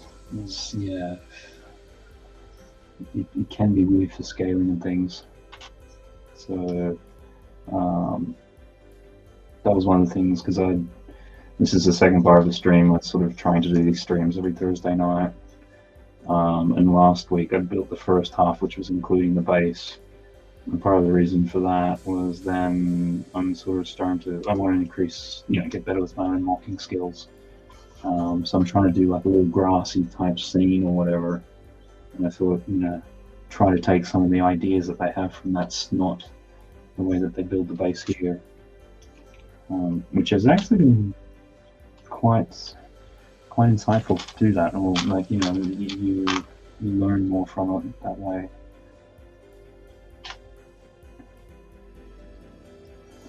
Because I think when you're following instructions, it is relatively quite passive, and you're just putting this brick onto that brick, and you're not necessarily thinking about what's the ratios and proportions, particularly with some of the studs not on top, and then when you're using brackets, and how are you getting half plate offsets and all those weird sorts of things.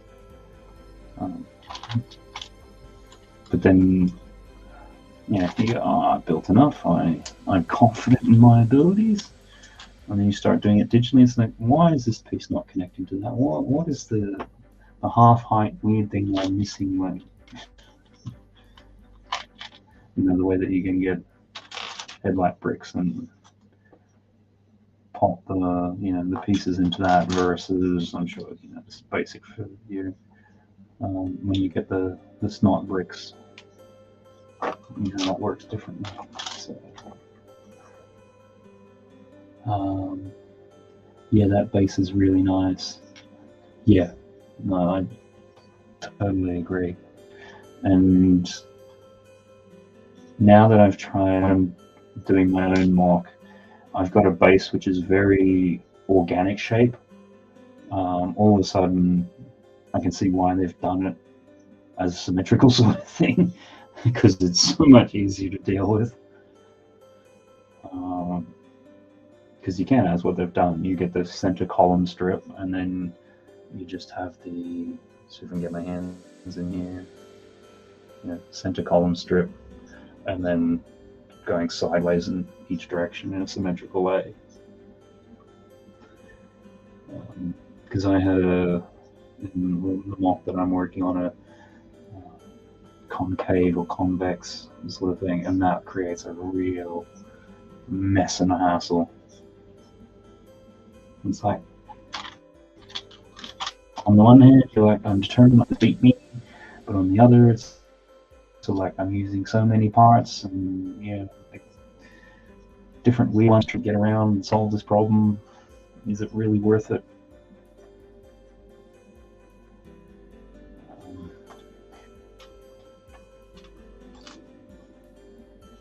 And then, the nice thing I like about it is you can kind of get a design, and then you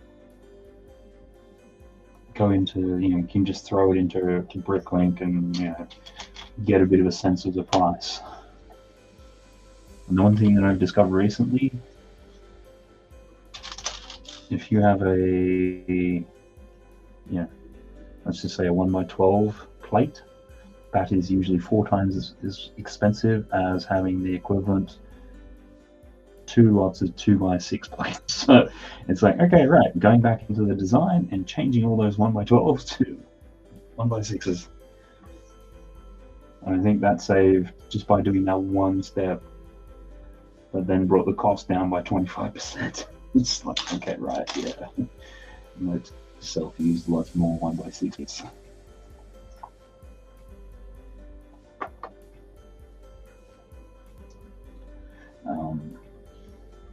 Because certainly it's with the mocks which I'm doing or looking at doing it, it's like, I do want to physically build them,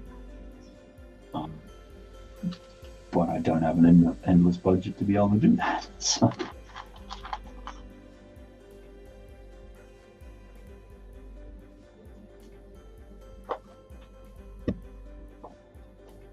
let me come up here. Yep. Do that a lot. It's one thing to already have that part, but if you know other people want to build it, you've got to cut the costs. It's. I mean, you probably know. It's like to build any mock is just in relative terms, and if you do a 500 piece mock. Sorry, I'm just looking here and thinking I've missed a row or something. Yeah, I did. Yeah, in there. Because the piece was just not sitting properly. It's a problem with talking and streaming and doing it at the same time.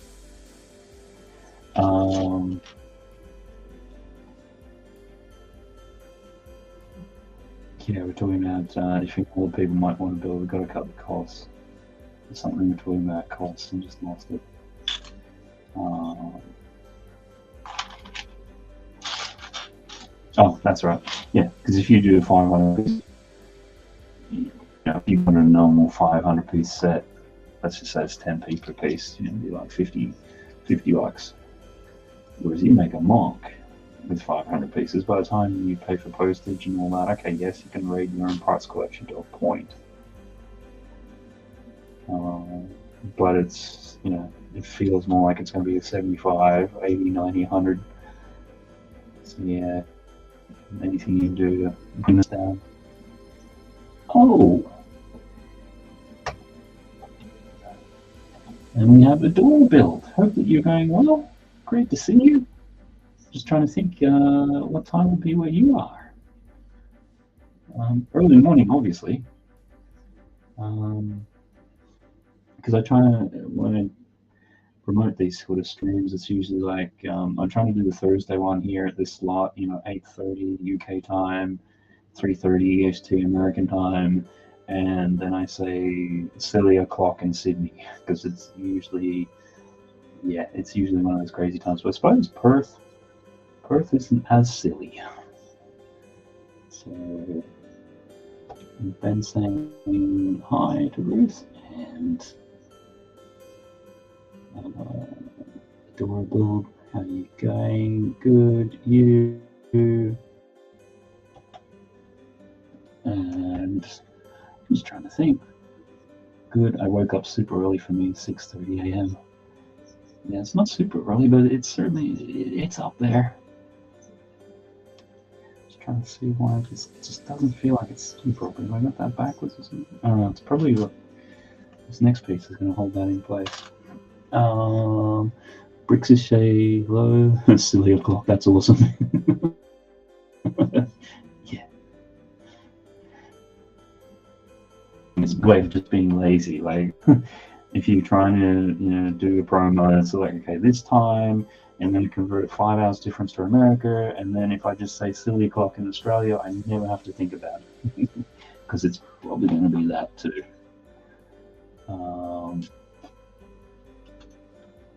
So Steve has something. Last time I saw Ruth doing a silly o'clock, that would have been London calling a while ago. So I hope that you're going well. Just trying to think whether we ever had the friends discussion with you. There's a certain, you know what's like, there's certain people, it's like, if there's going to be something about friends, Ruth is going to be the person who knows it. Or has an opinion which I'm going to be very curious to hear. So, with that in mind, and hopefully it's not going back over stuff which you've probably been asked 3 million times, what do you think of the new friend stuff? I think it's been released or some of it, like now that you've probably had a chance to get your hands on it. Because I'm trying to think, there's somebody else, maybe it was on the other streams. Obviously, they've shifted, from what I understand,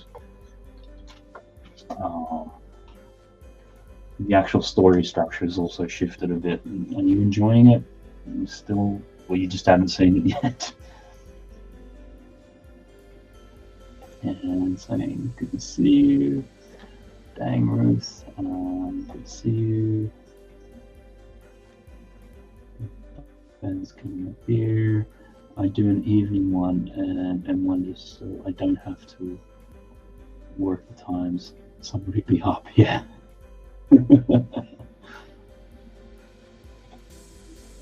I'm awake 1 hour before my alarm is due to go off.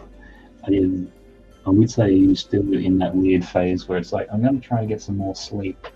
But then you're like, I'm going to be awake in an hour, and you're just constantly wrestling with you within your own mind, and eventually it's just like, you know what, I should have just gotten up.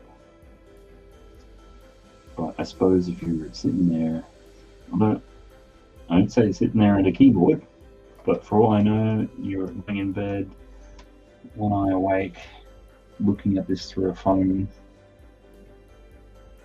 So I know what I can do to get my day started. Watch part of Matt's stream. Oh god, I'm off for a horrible day today.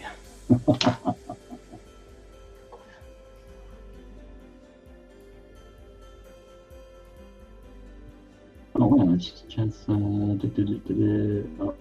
I'm kind of jumping back all over that. 1 hour. Gotta jet, have a good stream. Yep. No, thanks very much for popping by, and hope that you've enjoyed your day, and you're gonna head home and do some cool stuff and unwind for the day.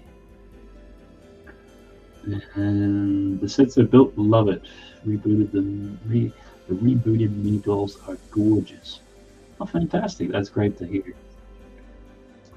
Because one thing, and sort of like I remember the first time, Ruth, I saw one of your friends' mocks, and still, it still sticks out. It's sort of that water one, or like you had a cave or a sort of inlet sort of thing, and the way that you were using colours in that, particularly like the friends' colours, was just fantastic. I love that.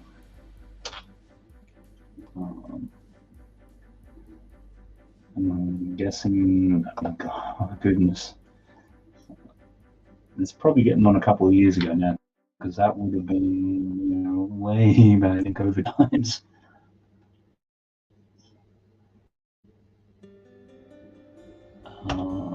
And Ben's there. I'll be on in a few hours if anyone wants to bug me. Yeah, sure, by all means. Drop a plug. Feel free to drop a plug, link, whatever, down in the comments where you're going to be, I would imagine, on your channel somewhere or something. Doorbell, see you, Ben. And then I feel well rested this morning, which is a surprise for me at this time in the morning. So you haven't been out having any massive big nights where it's like, oh, is that the sun coming up now? Right, well, I have not yet been to bed, so this is going to be an interesting day.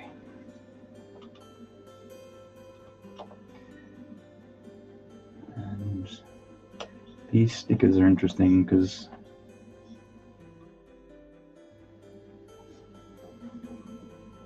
did I just put that on upside down? Or did I put the previous one on upside down? No. No.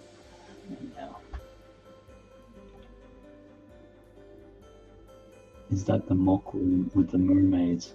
I'm trying to remember. I think I was so overwhelmed with the saturated colors I can't remember. It probably was. Because I'm just trying to think whether at that stage you had like part of your city, or Ruth had part of her city off to the side. We had this mountainy cave thing, you know, the underwater mermaid village. That was cool. I was on Bricks and Pieces the other day, maybe it was a couple of weeks ago now, and actually let me try to figure out how I'm going to fix this first. That looks like it's right, and that one looks like it's upside down.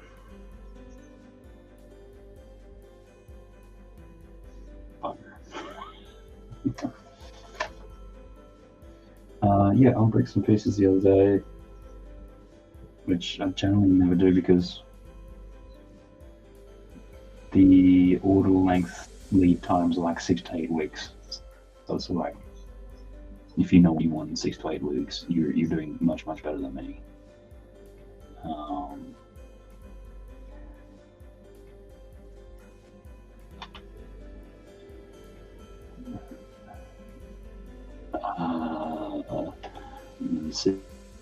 It's something there. I need a distraction at the moment. I'm just going to chat, going upside down, back and front with the build. And then, oh yes, gorgeous mark.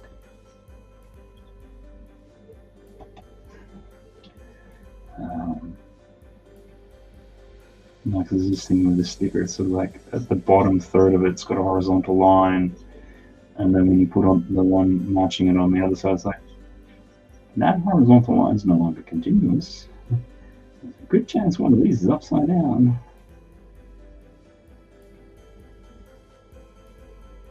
I mean, if you're probably the master streamer builder, you know what it's like when you try to build something and then talk at the same time and be somewhat coherent.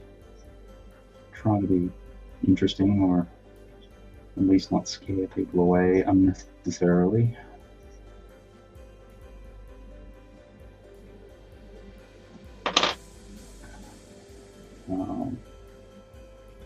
Yeah, it's just lining this back up.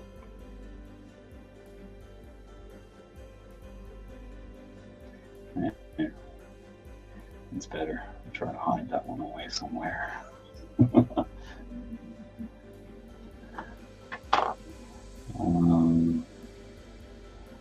Yeah, it's, I don't know about you, but certainly for me, when you're, I just turned the wrong one up the right way. Oh no, that seems to be right. Okay, I'll probably turn that one and build the other side because it just swapped the pieces over. But who knows? Anyway, back to the idea. When you're streaming and building, it seems to be a very different mindset than if you're just building something and you're not trying to talk or do anything, or you're just focusing on it, or you don't, I don't know, because you're streaming, you know, trying to make this somewhat entertaining if people are going to come along. Whereas, if you're just at home and using yourself,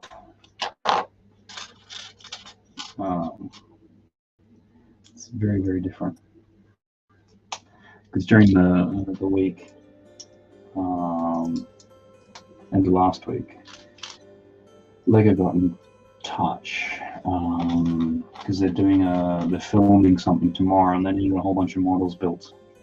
So they're like, "Can you build some?" Like, yeah, sure. So we went and picked up some stuff and been building it, and that's very different because you're just trying to build it with speed, just to try to get stuff done.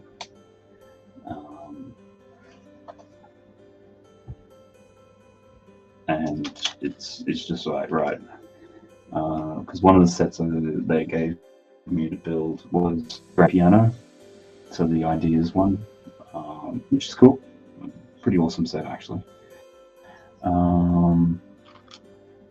And you're just like, right, it's 21 bags. I just need to knock this out. I need to try to get this done. And still, you are enjoying it, but it is kind of, there's the hammers for the piano keys and then the piano keys themselves, and you're doing things in multiples and things like that. So it's just like, okay, what is the most efficient way of building 24 lots of these things?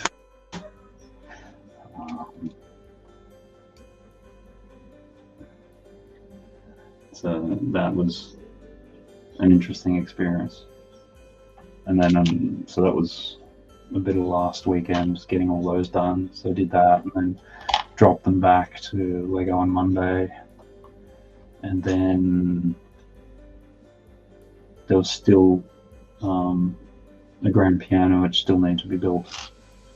And nobody had sort of volunteered to do that. So I'm like, I just built one. Yeah, okay, I'll build it again. So it's just like, right, take that home. And again, you're just trying to power through it. It's like, I just want to build this as quickly as I can. I literally just built this yesterday. Because it's almost 3,700 pieces. So it's a sizable build. So yeah, that's a weird experience. Building one grand piano in a day, and then sort of turning around the next day and doing it again. And you do enjoy it, but at the same time, it's just like, I got a deadline, I just need to get this done. Particularly in case the kids start arcing up, or the usual curve of life, or the usual life ball curve coming out.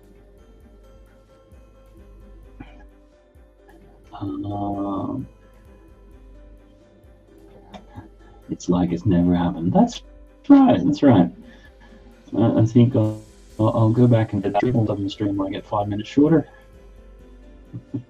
No, I sometimes think that the mistakes is sort of sometimes the things that you remember, or at least the major ones.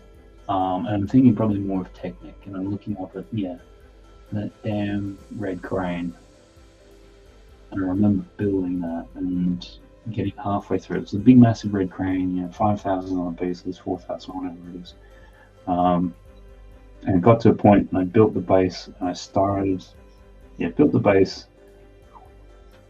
with the wheels and everything, and the main turntable mechanism just moved too easily. It's like, something just does not feel right about this. And you sort of go back and look for it and everything like that. It's like, no. So I spent 45 minutes. No, everything seems to be right. Okay, keep going. Get to the end of it, and Tallneck, very unforgiving. And put batteries in it, and I turned on the crane, and the whole turntable is spinning around super fast.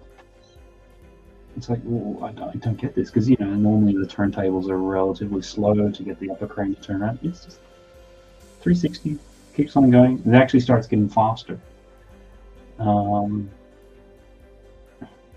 So of course, then stop it or whatever else. I think it took me about an hour to figure out what was wrong with it. There was one little tiny gear cog that was missing. And it actually wasn't included in the set either. So one, I missed it in the actual steps, and then it physically wasn't there in the bags. At least that's my story. So luckily, I do have a reasonable collection of Technic gears and things, so I was able to go and find it and whatever else. I think it took me about an hour to be in, and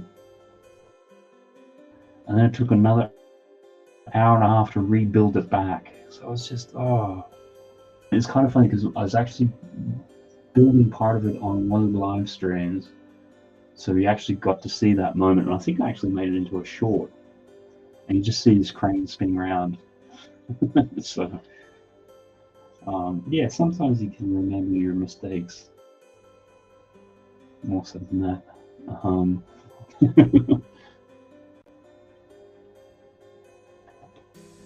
What's the door build come up here instead? My computers are really lagging. I don't even know if it's dropping out when you guys are seeing it. Build chains, when I've tried harder sets, I definitely go off book instructions, yeah. And exactly, Joe, at least we can fix Lego. Yep. Yeah, thank God. Not the Tallneck. Yeah, Tallneck is something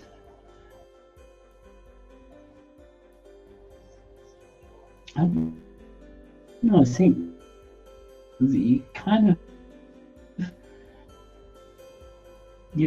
I think Tallneck, like I beginning of COVID completely.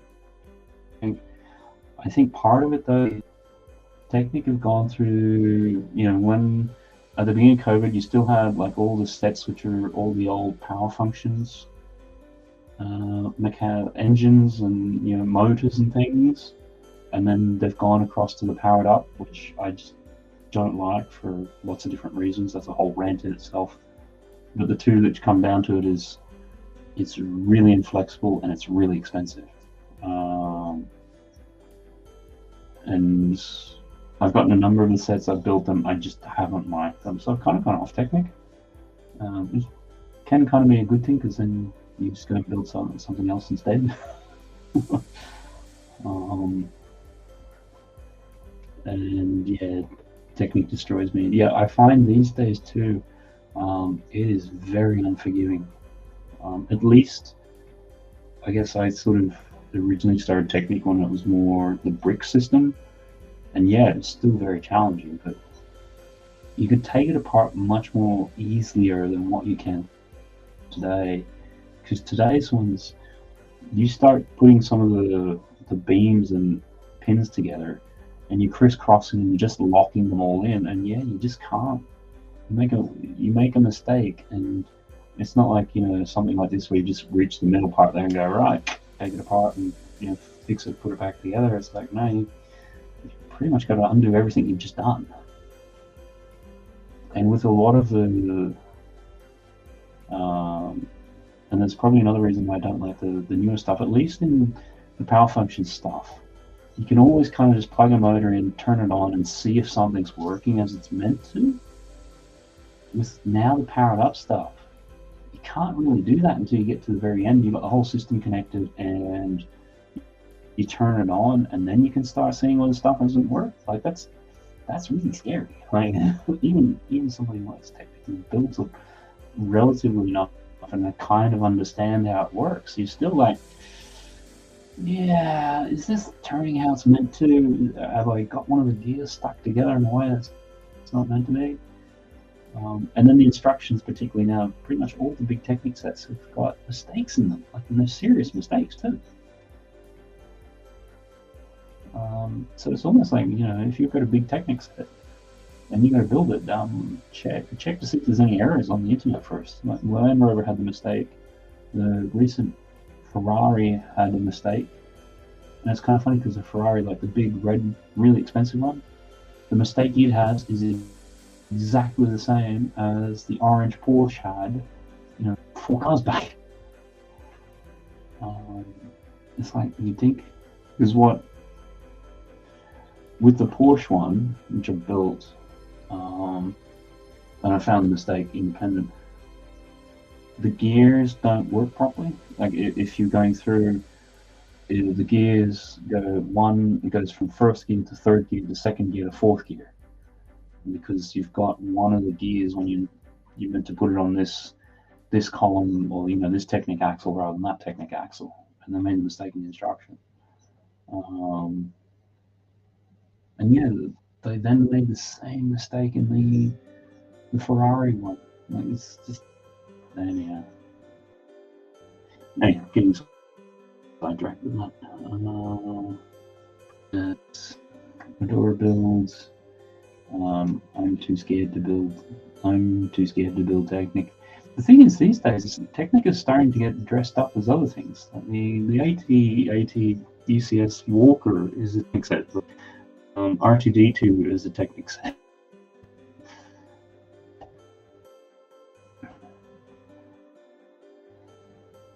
What do you got?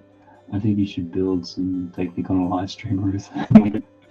We do like an opposite stream. Ruth and we'll build the things that each other suggests. So Adora can build some Technic, I'll build some frames, and then maybe you should also build some Technic.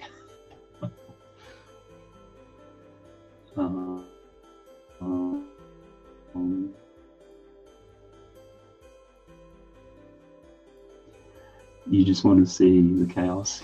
What?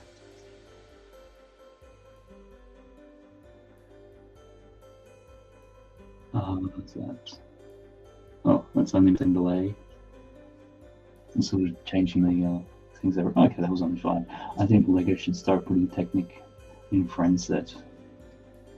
Or maybe if they do like a proper full-on roller coaster or something, put a motor in there.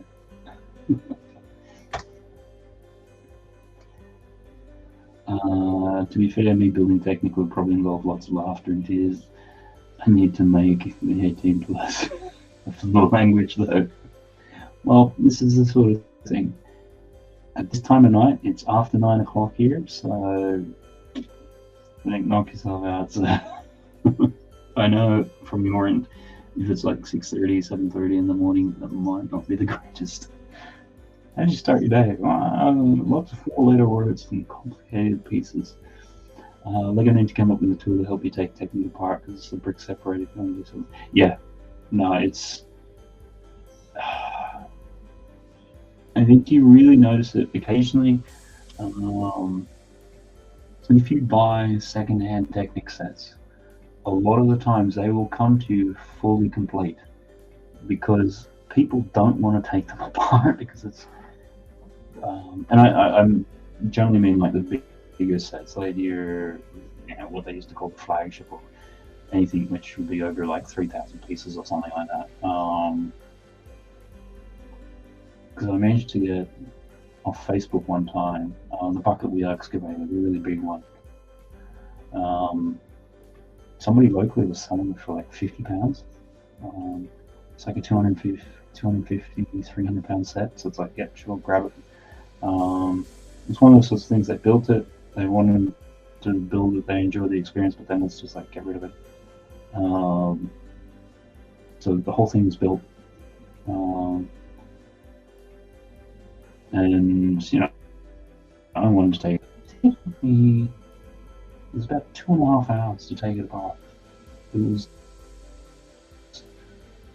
and because you haven't built it, and the way to put it apart, you do it in a certain way, and it's like, no, you've actually got to do it in a particular sequential way. And yeah, once you're doing that for a couple of hours, gripping onto the pins and trying to get them out, Because as much as what you can, use your brick separator and get the pointy bit there and poke through to a pin, the problem is if you've got beams together like that, you can't get a brick separator in there to push the pins apart. Like, you have to be coming at it from the other side and trying to grip it and pull it. Because usually you've got other cross beams on the other side, so you can't do it. Occasionally, if you're lucky, you can get like a longer axle piece and pop it through. But yeah, no, with the bigger sets, once you pull them apart, your fingers just feel terrible.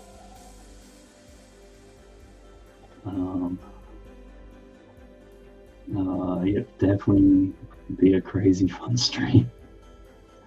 I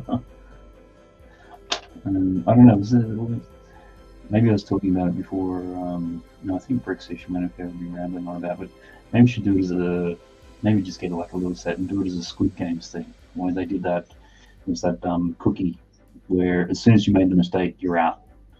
So it's like, okay, you're building it, and as soon as you don't complete a step correctly, then you're out. Although if people are doing that, it could be the sort of thing. It's like, okay, here's the first step. Oh, 2 pieces didn't put them together. I'm out. That was the shortest challenge ever.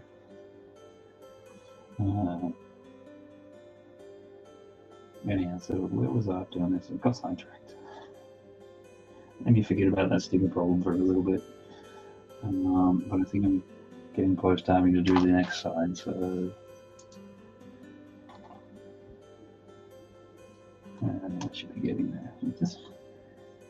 The piece just doesn't feel like it sits on there right.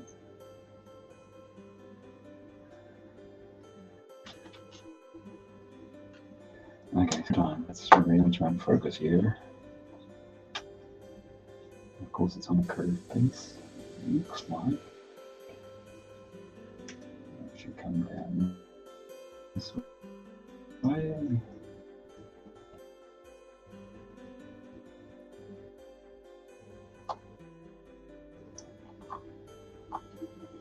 Now, I think that one might be on the right way, so let's see when we put the one on next to it, if that comes out.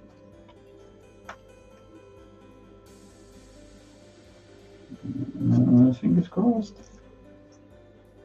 Hopefully. That's getting a little bit cocky. Talking about it before it's down. Okay, it's not as obviously terrible as the last one.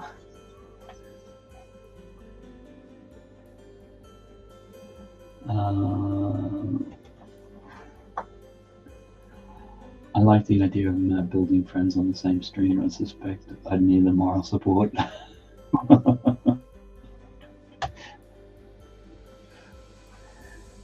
Yeah, it's one of those things. Sometimes you look at other lines and you go, "That's really cool. I don't want to look at this anymore because I'm going to start buying it." And I did that with the recent Friends stuff, where you've got that one, the building, which is kind of like a modular. We can kind of take it apart and it's kind of go. Oh, it's like, oh, that's really good. No, stop looking at this. You really don't need to get into this. This cannot end well. So,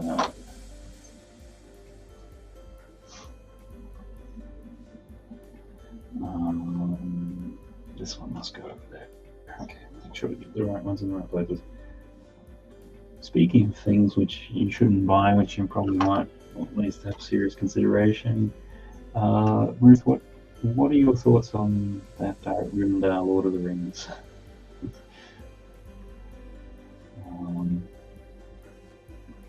I mean, I've been over it a few times throughout the course of the stream, but for anyone who's not quite heard it, love the set, it's great, fantastic design, everything like that. Too expensive.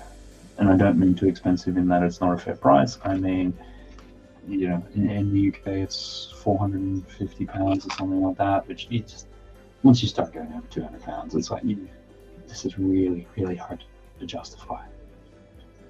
I don't even know what would it be in Australia. Is it going to be like 700? Some scary number like that.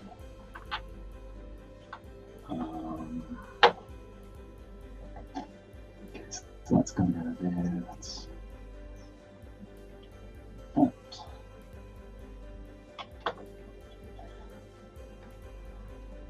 And then definitely the next one. I need to do it twice anyhow.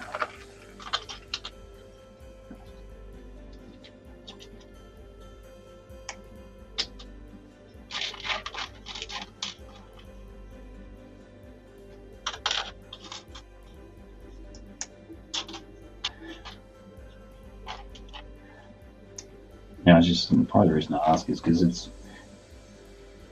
Rivendell to me is kind of 2 or 3 steps or degrees of separations from friends, which might sound a little bit weird, but hear me out in a vague way that I'll explain it. You've got a whole bunch of elves in there. Now, you had an elves theme at one stage. So then the elves, didn't they have, and I could be completely wrong on this, weren't they quasi-mini dolls? Or something like that? So it's kind of not that far away.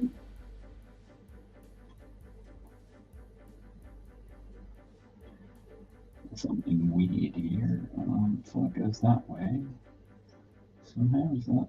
It's not even that up.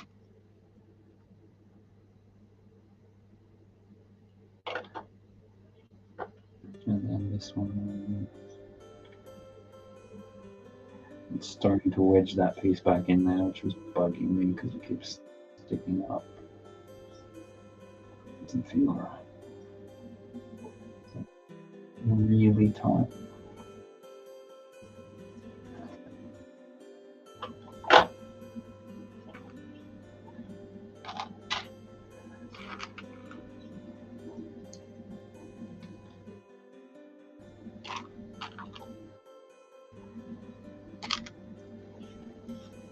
Okay, the builders comment here. Lord of the Rings set is gorgeous, but I really do not want to see the price and has it. Yeah, good old Australian peso. I think I'm just trying to think of it, which is worse, the Australian or Canadian? The Canadians, the Canucks certainly have a bad day of it. But yeah, just like particularly at Christmas, some of the nephews and nieces are starting to get to that age where they can, because they're younger, they can appreciate Lego. And I remember going on to like a big W site, even when it was in sale time, sale prices in dollars were more than what it was in pounds. Like it was just something. It was doing my head in, like, because I'm so used to seeing, okay, that's like £50 here, and then you look in Australia and it's 150. It's like, okay, even with a 2.2 conversion rate, which is ridiculous, that still doesn't make sense. Like, oh, it's like I almost couldn't go back to Australia because Lego's so expensive.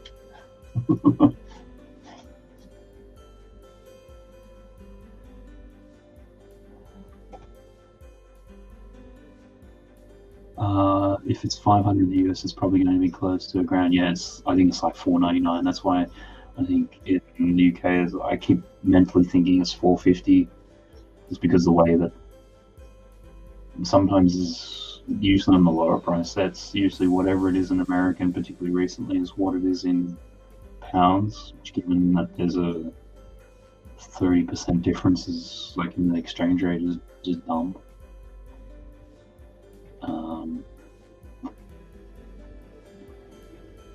I think I might splash some cash and get the Rivendell set. Ooh, a fancy. No, look, if you end up getting it, that's awesome. I'm sure that you'll really enjoy it. I'm not sure I can justify the cost. Yeah, I mean, the thing which I sort of looked at, and probably for anyone who's heard it already, why couldn't we do the Rivendell set as like what they did with the Harry Potter sets, where they got discrete sets like, the Watchtower, the Great Hall, or whatever, and then you can join them together. Like, could see very that was written. You have one which is a portico, you have one which is kind of a couple of the bridges, you have one which is the main building, and then the second one, anyhow, I thought, because it's like the Harry Potter ones, because I sort of looked at it like over a period of time, we've gotten a number of them, the kids have enjoyed them and things like that, and it's probably come out close to £400 or £500. But like even when they did the Hogwarts Castle, which is only a couple of years later, so it cannot justify that in one hit. Such a beautiful set. Yep, agreed. Well, close to the ground. Yep. I know that's a good old Australian peso. Studsidious, welcome along. There should be a rule of Lego store that if you don't pronounce Rivendell correctly, you don't get a set like that super guy from the side. I wish it was like that, because then I know I'm going to get it. I think for me, the other close one was like that was El Coliseum. I can never spell it, and I always spell it somehow different. Like, it's just, if you can't spell it, you can't have it. If I see Stuart one more name, I'm claiming that for Lord of the Rings fan that call Rivendell, I'm going to lose it. Stud, go and check out Cabbage's Cabbage Face reel. He did a really funny reel about it. In vintage Cabbage Face, go and have a look at it. It's brilliant, and it's been really interesting this time too. There's been a lot more of a backlash against the LAN members this time around. I can't remember any time them getting so mocked over something. Look, I get what they do and everything like that and whatever else, but it's like this time it was really noticeable.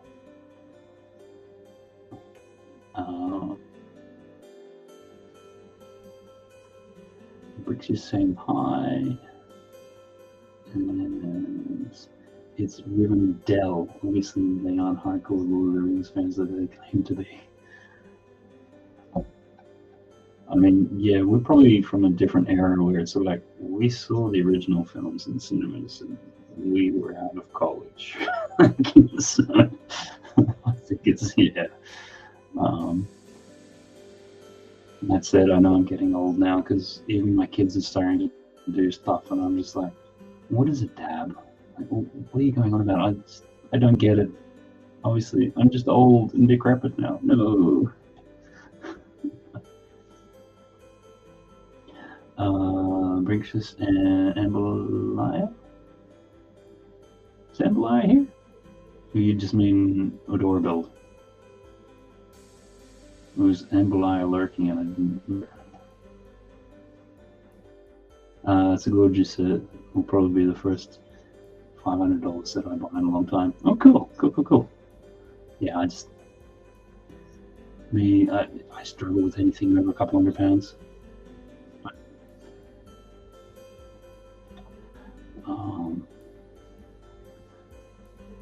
I mean, it's Rivendell right on the box next to them, and they call it Rivendale. I find it funny, Sega and Sega.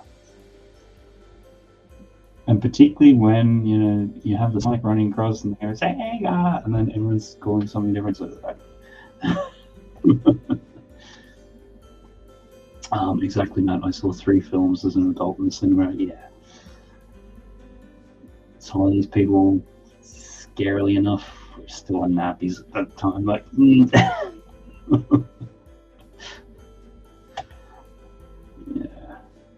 And that's what I sometimes find hard. So, like,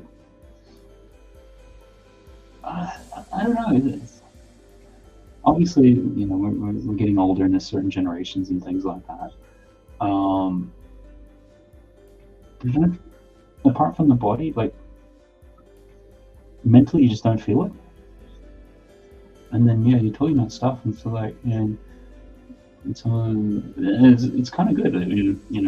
There's all sorts of different ages and everything, which, we stream with and things like that. But then sometimes they're just talking about stuff, and it's like when they were born and this, that, and the other. It's like, Yeah, I remember being in university at that point. It's like, yeah, you're the old fogey in the room now.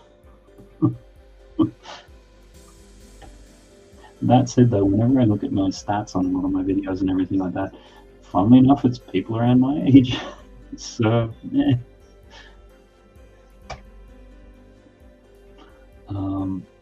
I think Stud had a typo due to Lord of the Rings.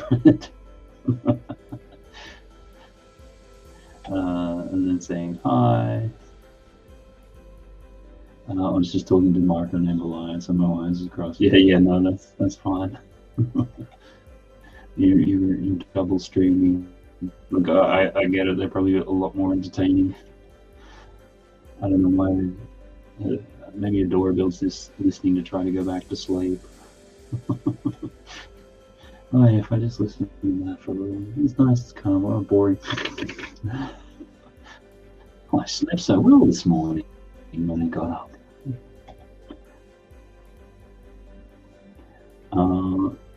With most autocorrect is my nemesis, also my fat fingers. Yeah, sometimes with autocorrect, what it changes things to, and it's worse when you don't catch it right away and somebody comes back, like you'll be in a conversation and somebody comes back and says something that you think is completely bizarre, and you're like, why did they say that? Or what the hell were they going on about? And then you read back what you wrote and it's like, yeah, no, I get it now. It was all my fault. British is laughing. Roof. I just did a price check on Ribbon.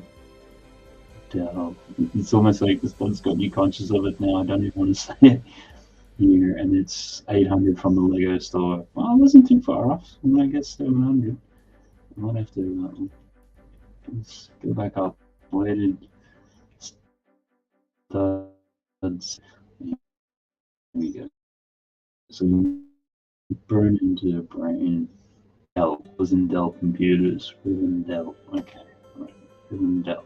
I'll probably get an Instagram message later on from Stud. No, it's pronounced like this. Blah.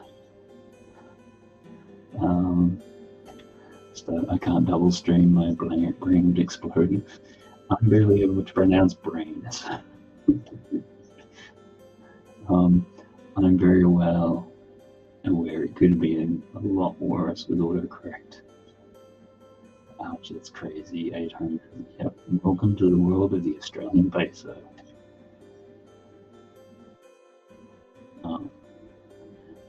They barely have me at 500, and it's a gorgeous set. Yeah. It's kind of funny. You just thought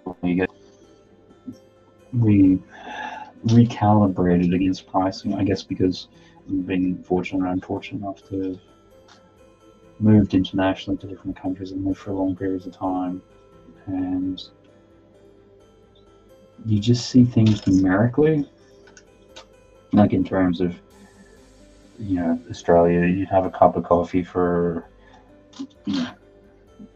at least the last time I remember, it was like $2 or $3, and then you come over to the UK and a cup of coffee would be £2 or £3, and you're used to the number, but you're not used to what that actually means as like a figure.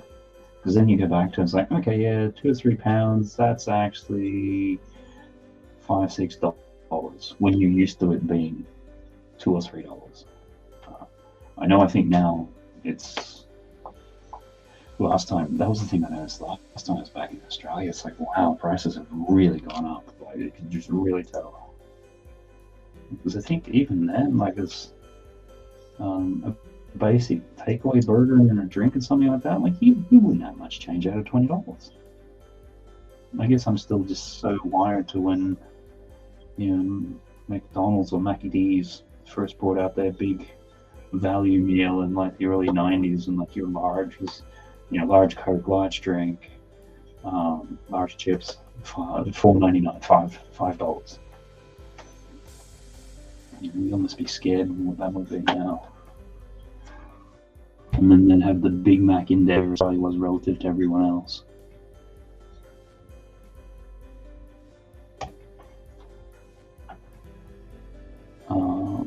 That's the only part that's making me doubt getting this set with all the other sets on my wish list. Yeah, it's kind of funny because I remember getting to like just the other side of Christmas just before New Year's, and it's like, right, yep, kind of caught up with the sorts of things I want to get, or I know, next year the sorts of things when they go on sale or whatever else. There's going to be nothing else.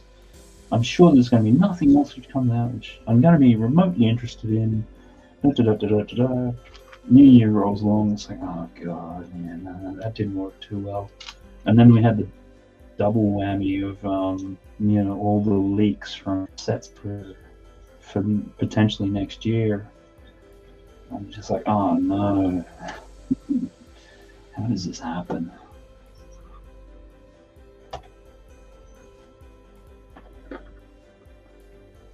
Because I feel like I'm in front at the moment. It's like I'm building the Tallneck. I'm only a year behind.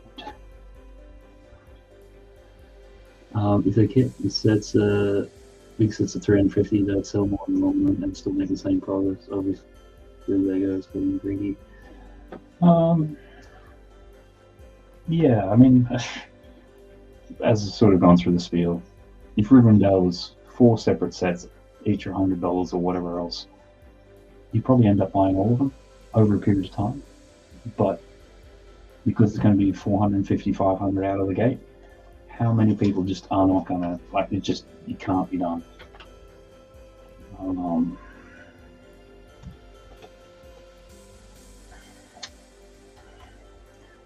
Let's see.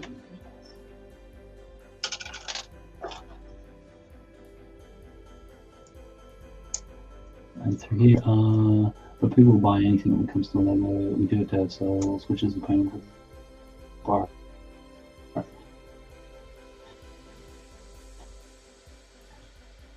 Yeah. Yes.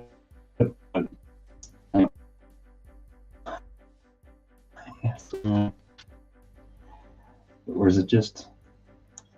I think it's one of the fan design, or not fan designers, one of the Lego designers. You could tell they're choosing the words very carefully. But it's like, Lego fans can be the best fans, and they can also be the worst fans. And I think what they meant by that was, it's great that you got this rabid fan base, but also too, sometimes it's also such a downside because there is just complaining for the sake of complaining. It doesn't matter what you do. It's kind of like there's always going to be something wrong. And I do wonder too if, particularly with influencers or whatever you want to call YouTube and Instagram, TikTok and all that, to create content on a regular basis,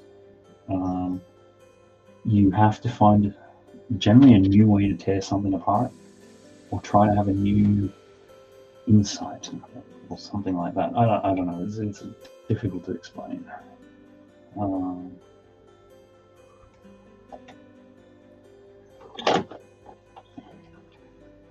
Where's that one? Let's go in there. I know personally, if the big sets were still 350, I'd buy several throughout the year.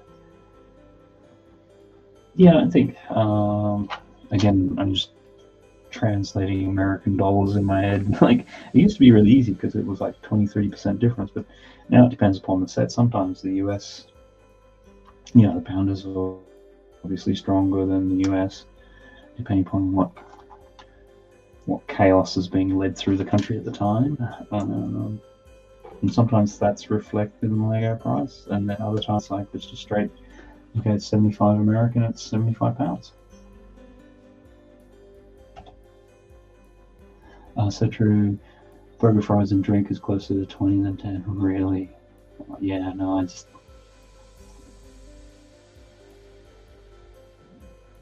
you're almost like, I don't want to be like my parents back in my day, blah, blah, blah. I just find it more and more like, just talking to the kids, trying to communicate a world that existed without internet. Well, internet in a useful capacity, like, the internet's in some form existed since the 60s in America, blah, blah, blah. I'm talking about, having email, going on to the internet and it being a thing, sort of mid-90s onwards. Because you just look at it, they're now just in this. Is that one the wrong way? What is that? Sorry. Upside down, upside down. Mr. Squiggle kicking back in.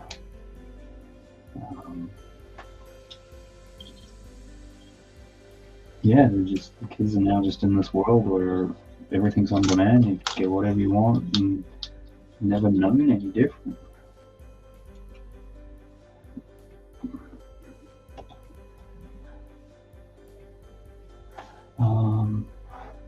Yeah, it's just that this Chinese takeaway place and the prices were nuts compared to what they were. Yeah, and I mean,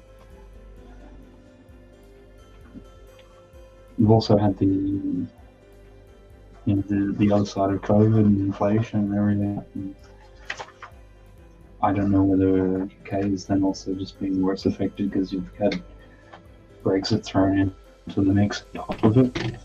So, it's basically, in essence, reintroduced a whole bunch of tariffs and things. Yeah.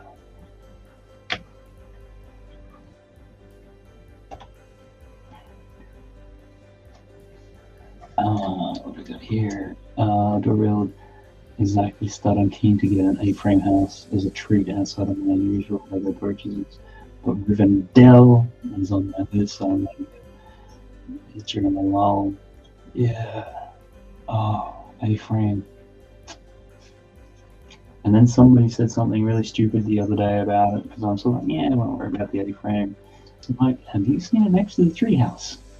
It's like, no, don't say that. Do not say that.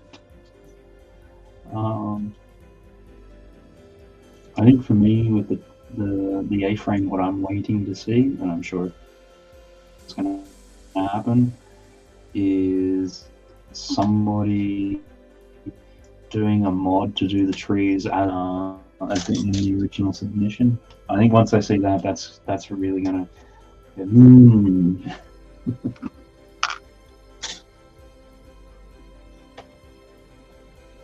I know oil prices are inflated in that for its Lego, but there's still a large profit margin cushion they can control it.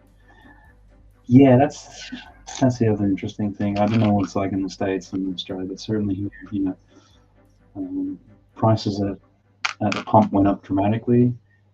They've eased off a little bit, but it's sort of like, they've come back 25%, but the cost of a barrel of oil has come back over the same period by 60%. So it's that usual sort of thing. Prices go up, but they generally never come back down in the same way. And then you have the oil and gas companies making record triple profits and everything like that. It's like, yeah, well, just look at the price at the pump and it's like, gee, I wonder. It's not too hard to understand why. Yeah. Sidetracked.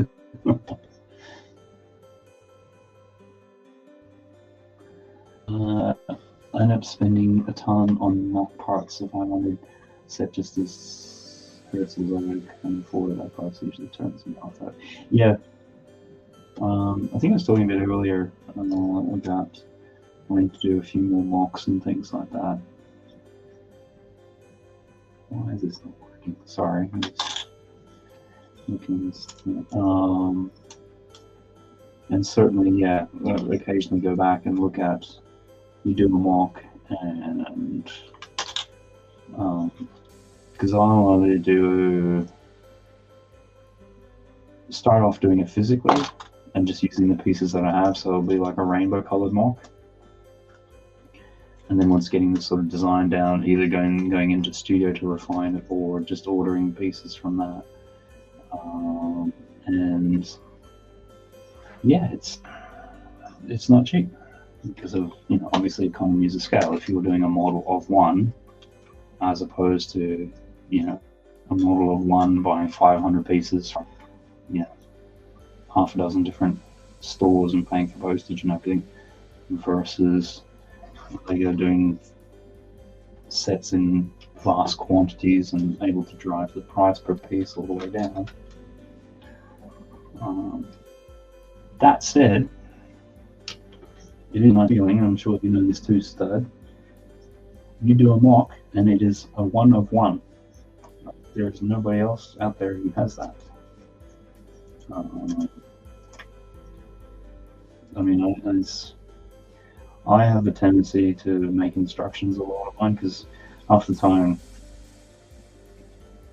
if I'm ordering pieces through Bricklink anyhow, I've already done the digital file. So it's just a matter of bringing it down the steps. And then historically, it's also been a matter of, if I do instructions, the kids can then build it or help build it, or it gets them involved in it. And then the other part of it too is, if the kids are playing with it and break it, or it's on a shelf and it falls off and it breaks into thousands of pieces, I at least have instructions knowing how to. Or the other thing,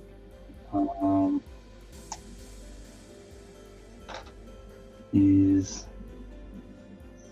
you do a mock, you solve a lot of problems, and then you need the pieces for something else. At least if you have instructions, then you can kind of go, you don't feel as bad taking it apart, because it's kind of like, I know I can get back to this pretty easily, even though you probably never ever would. So, and I know for different reasons, Stud, you are very, I wouldn't say anti-instructions, but I think it's more people feel if you do a mock, then it's only valid if you provide instructions for them to be able to do it, or something like that, particularly for free.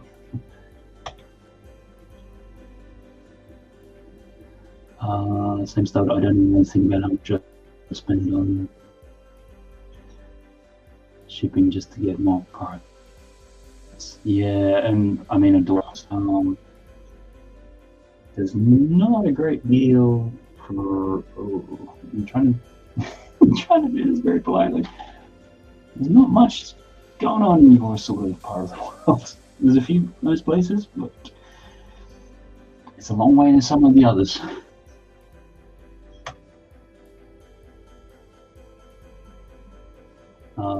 Mocks parts get me because I order as I go, so I didn't see how much I spent until after I spent it there. Yeah. And you have a tendency to go, I remember, was it when you're doing Mos Eisley container with the, it's getting late, the thing which comes out.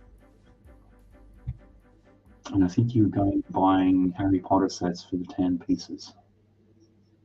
Why do I remember details like this? I look back on a mock and it's like 6 orders ending up to 500 around, yeah.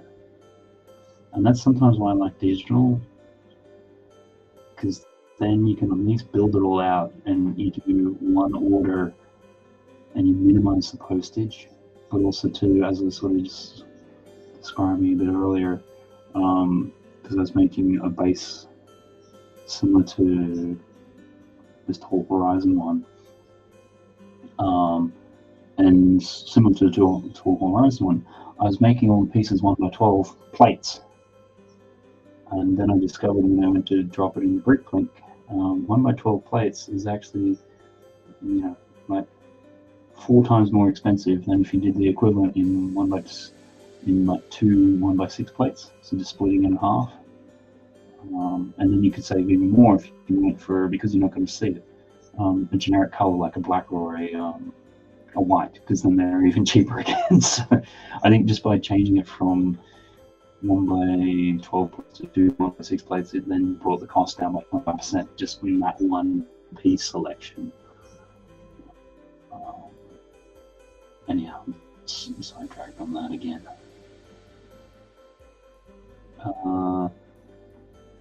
I'm going to end up spending 500 Rivendell and then see stickers and set and smash it. Yeah, no, don't. That annoys me. Premium product, stickers. I mean, it doesn't. I mean, with my Bricklink hat on, it's like, if they're prints, only people who want that specific one are ever going to buy that specific part. which generally, because it's print on that, is specific, it's a bit more expensive, but the turnover on them is not there, versus if it's a sticker and you never apply the sticker, then that part or that plate or whatever, much more high demand unit. Like, you can probably see where I'm going with that. It depends on what hat I've got on. But yeah, a $500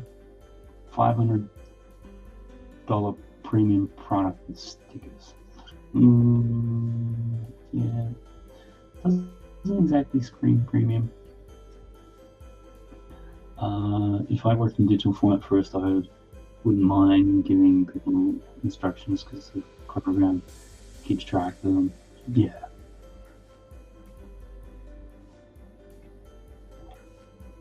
I wouldn't mind giving instructions for digital, but why am I going to go through all the trouble to backtrack and make instructions when I didn't use digital? Yep.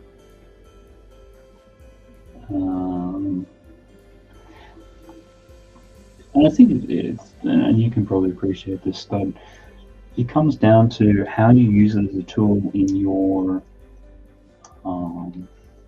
development process. I find, particularly for things where if you are doing a lot of repetition, if you can build it once in digital and then replicate it really easily, and making color swaps and things like that, wholesale ones is really quite easy to do.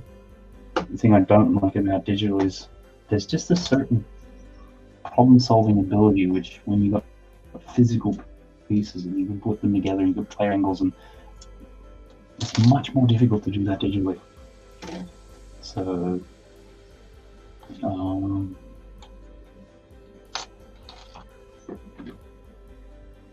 and it was interesting, because I think I was on a stream with Tommy C. Bricks one day. It was a while ago, and I would always start physically and then at some point go digitally. This is something I mulled over for a little while. He's got some skills, he does some really nice stuff. So, if somebody like that says, no, you should start digital first, it's like, okay, let's examine the bias. He's someone who's, does good stuff as well. Where is he coming from with this? And I can see his point.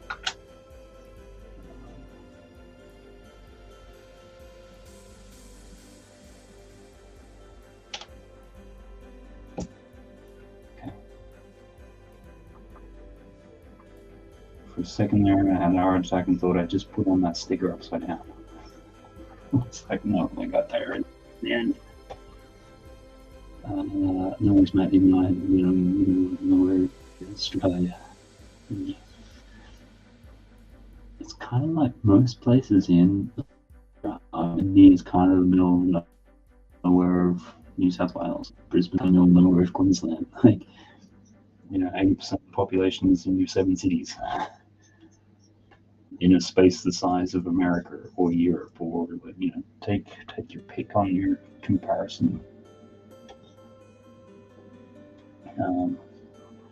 I just don't have the time to make instructions for people, and Star Wars can be rude and demand.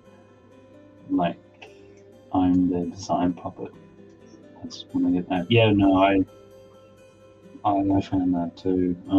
Because when the second season of Mandalorian came out, naturally, when the M1 Starfighter popped up, internet went nuts with that stuff. And there was some people doing some nice mock designs. I bought one of them, and then I made a whole bunch of changes, mostly to the front section of the engines and that, because just for my metro plane. And then I just went back to the original guy and I said, look, here's yours, here's the tweaks and modifications I've done, incorporated into his design, which then everybody copycatted. So it's really interesting to see, because the way which I did the front of those engines with the spider piece and hooks and things is very, very specific. Seeing then how that quick we spread terribly.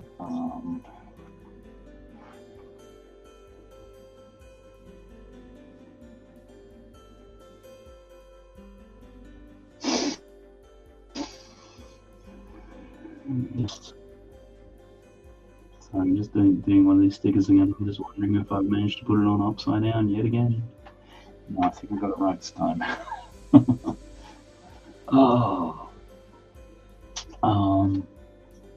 So yeah, just, and then I started doing just some short videos, and in the short videos I would put a link to the rebrickable design, updated design, saying, you know, this is what it was, and much the same.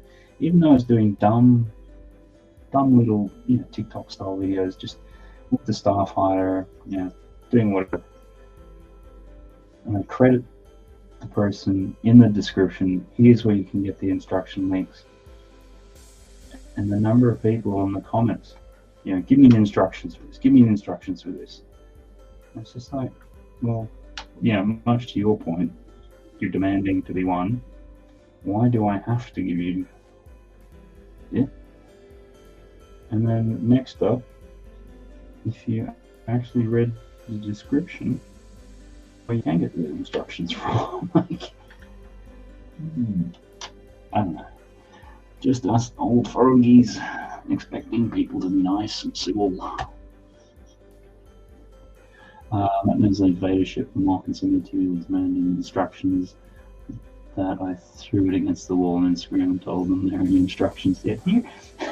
Here's your inventory of pieces. Enjoy.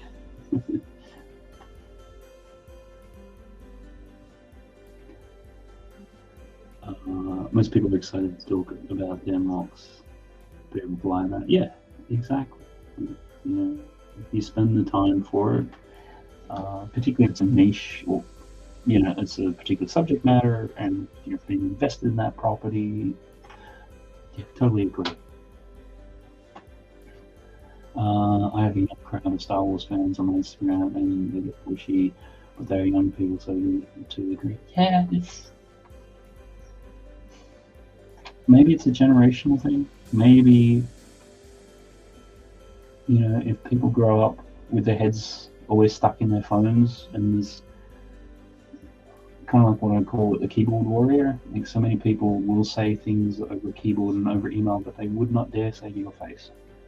And then if you extend that, if your whole life has been growing up on social media like that, where it's very noisy, attention grabbing and everything like that, it's just a different generation, and the idea of manners is very different. I don't know, it's kind of hard, because I sometimes see in friends, my kids' friends, it's like, oh wow, so wow, that's really interesting what you just said. Is it because you're excited? Is it because you just grown up in this different generation where you think that what I consider rude, you consider me manners? Okay.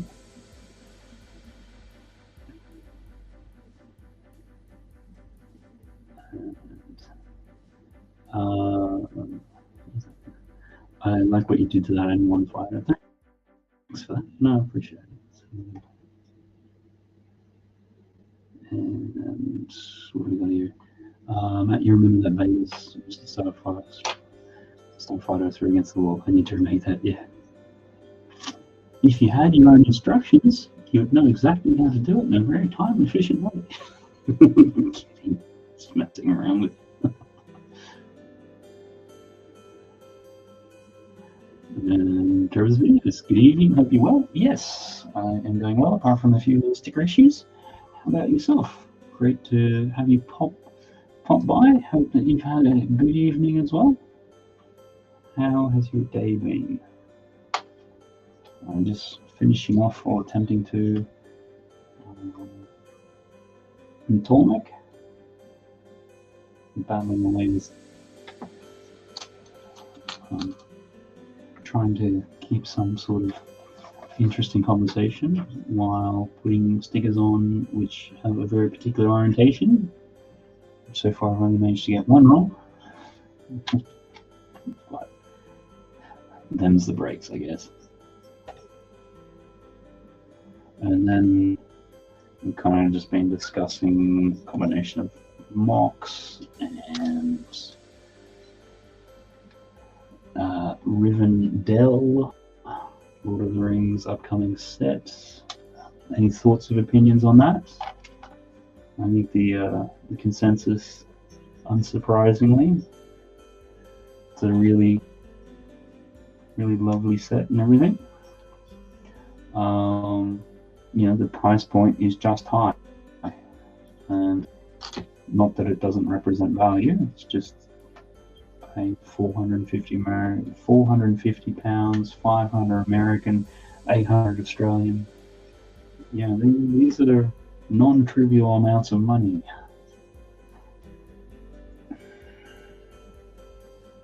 Ooh, and here we get to put the head on. Let's just move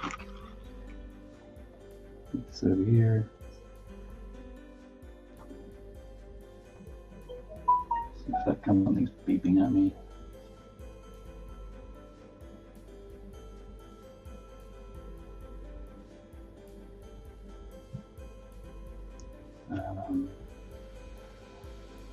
I was recently in a mate's place, and she was complaining about a 6-year-old has to stop saying please and thank you. She was also laughing at me for being too polite to Alexa. Yeah. Yes. The Alexa thing is interesting because certainly when we first got one 4 or 5 years ago. So the kids were at that stage where I'm trying to put this on without. Oh, it's tight. There we go. That's cool. They're at that stage where they couldn't write or type properly because they're quite young. What was that? Yeah. So in terms of them interacting with the wider world, it had to be through parents. But as soon as we got Alexa, they could ask questions. So it kind of opened up the world for them. And that was the thing that we noticed. They were polite to Alexa. And you're sort of like, this is a hunk of plastic, simulating voice, answering questions. They're polite to that. But if you were to do it to another adult, or if they were another adult or something like that, it's very different. So, yeah, it was just that weirdness of, because it had a voice, being polite to an inanimate object. That is, yeah.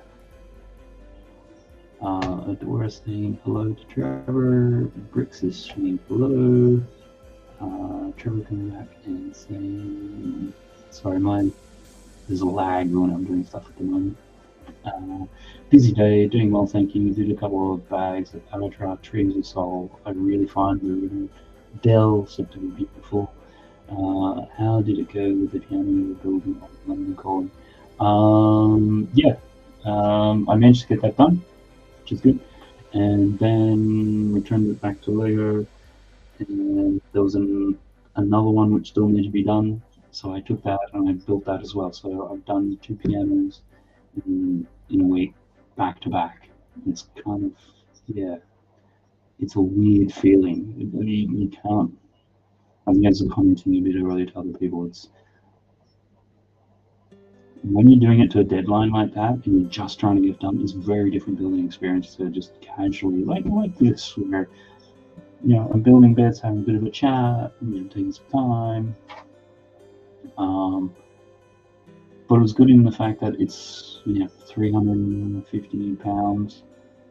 It's a nice set. I remember supporting it on the Ideas platform when I saw it there because played a bit of piano, kids playing piano, all that sort of stuff. But £350, there are so many sets. If I had that sort of thing, which would be in front of it, so it's good to have the experience of it. And doing it the second time, it's kind of like, you then really, as you're going through the instructions, start noticing the way the instructions are laid out.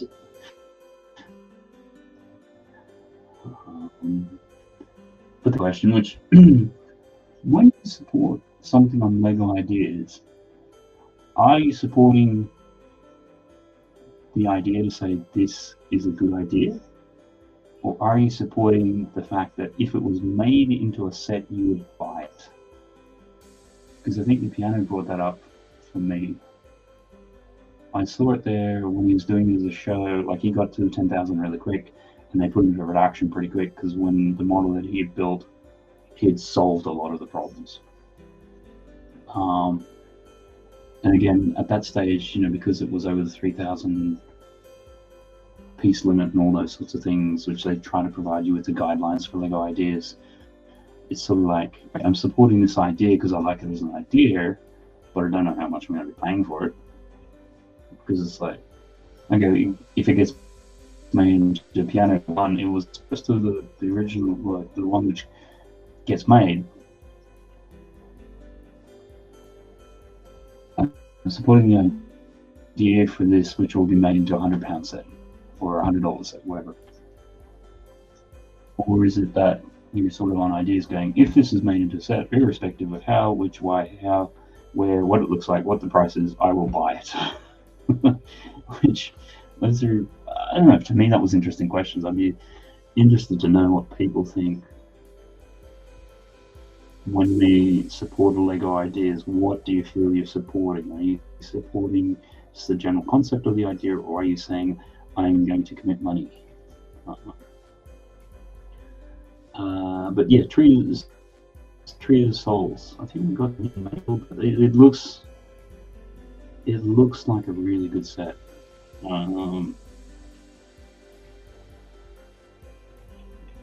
So be curious, just what are your overall thoughts on the door? The sets are fantastic builds. Yes, I generally agree with that. I would put one caveat on it. The dragons get really repetitive. I personally, the wings, if you're going to do that many wing-based dragging set thingies, whatever, come up with a new mold than Technic pieces, or you know, do something with it. That would be the one thing which I did find annoying, or have found annoying, because you know, whether it's the water creatures or the dragony warflying, you know, the way that you do the Technic pins and you put on the, I don't even know what that material is for the wings, but you know what I'm talking about. So that would be my only thing. Like, I wish they just would have done something a little bit better than that. You know, if it was for one set, fine, I can get it. But when it's across, what is it, 3, 4, 5 sets?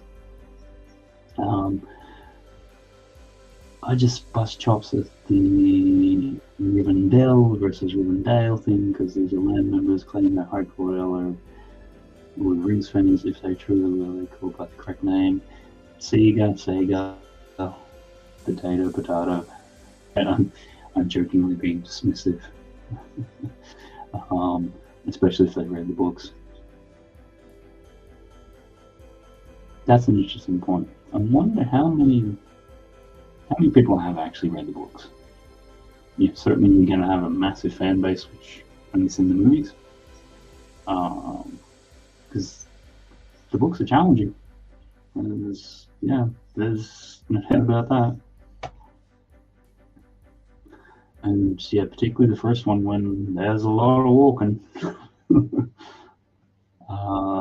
It's a character of an autocorrect likes to do that with my name. I'm good. I hope you're good. Dogan would say the same. He was very detail orientated. And what have we got here? Dollar build. I agree. I'm loving the assets. I've done a couple of Avatar speed builds over on my current channel. I like being creative with Lego and filming.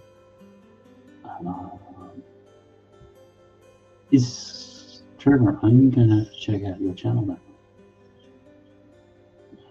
So is that your speed builds and creative film and Lego? Are you doing sort of any brick type film type thingies, or just speed builds? Or I don't mean just speed builds, but yeah, no, definitely gonna have to try to have a quick look. I'm sorry, I've kind of been out of it with keeping up with everyone, so I'm good. About to go lurk and start working from home. Yep, in Australia, in Western Australia of all places too. Or you're supporting a friend. Yeah, that could be the other thing. I'm taking it referring back to the Lego ideas. Adora, I'm okay. Working from home as well. Yes, no, same thing too. Hope that you have a good productive work day from home there, Ruth. I would imagine that it would be a glorious, stinking hot day. I'll just look out, and if we're really lucky, we won't get frost. It will be above zero. I know some talk more to really cold weather and rightly so. So I hope you're well. And Trevor there waiting. I've subbed Trevor and check out his videos. Yep, no, that's definitely need to know that too. I hope Lego puts as much love into the D&D set as they did with the Rivendell set.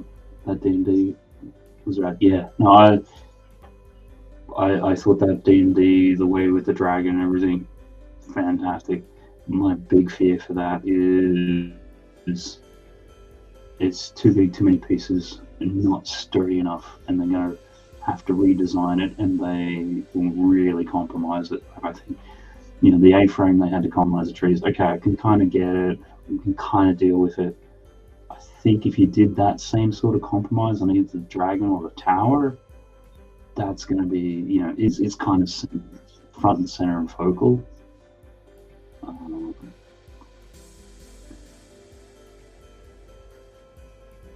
And that's something else. I came late to Stranger Things. Stranger Things is just dressed up Dungeons and Dragons. Like, that's kind of, and I was also thinking about it too. You've got, obviously, Stranger Things has got a very heavy D&D.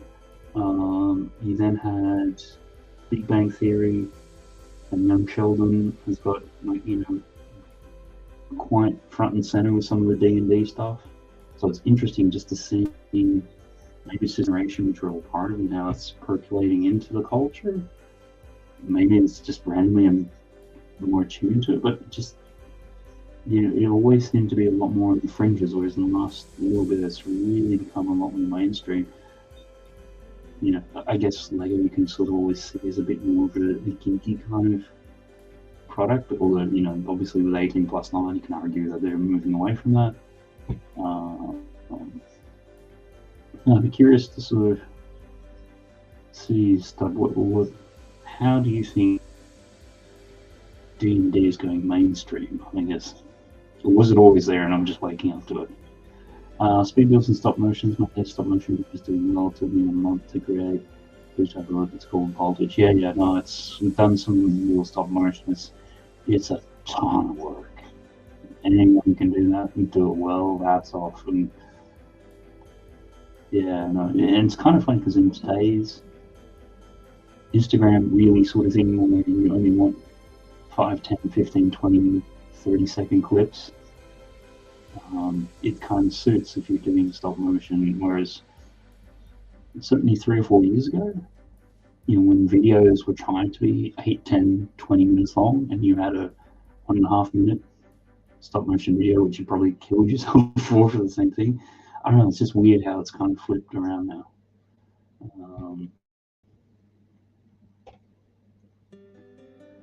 I'm doing a ton of data entry, so I'll be easily distracted. I just remember when you were in London Calling and you were made finance director or something, and you're like, yeah, I don't really know much about finance, but okay, whatever. How did that go in the end? Well, maybe I shouldn't laugh or bring it up. Very kind. I'm slowly trying to grow a fan base. I have 146 subscribers up now. Love being creative with young boys. Oldest loves Lego. I'm an AFOL. Okay, cool. Yeah, well, I've got a couple little kids too. Yeah, I think with most of us here being on YouTube for a little bit, it's just a matter of, it's one of those things, it's the best way to describe it. When you're starting out, I think it's more, everyone's going to have their own little theory. I think it's just showing up and doing some videos. 100 subscribers probably the hardest.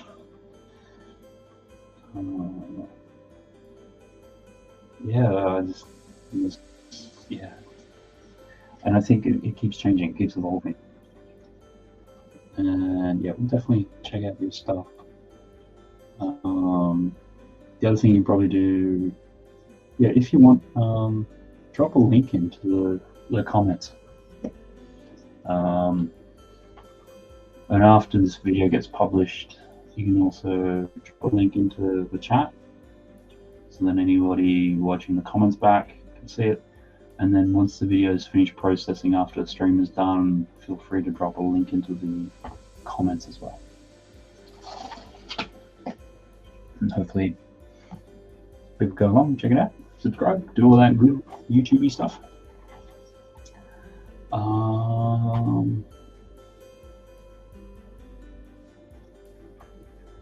And Stud, Stranger Things definitely helped bring D&D to a new generation.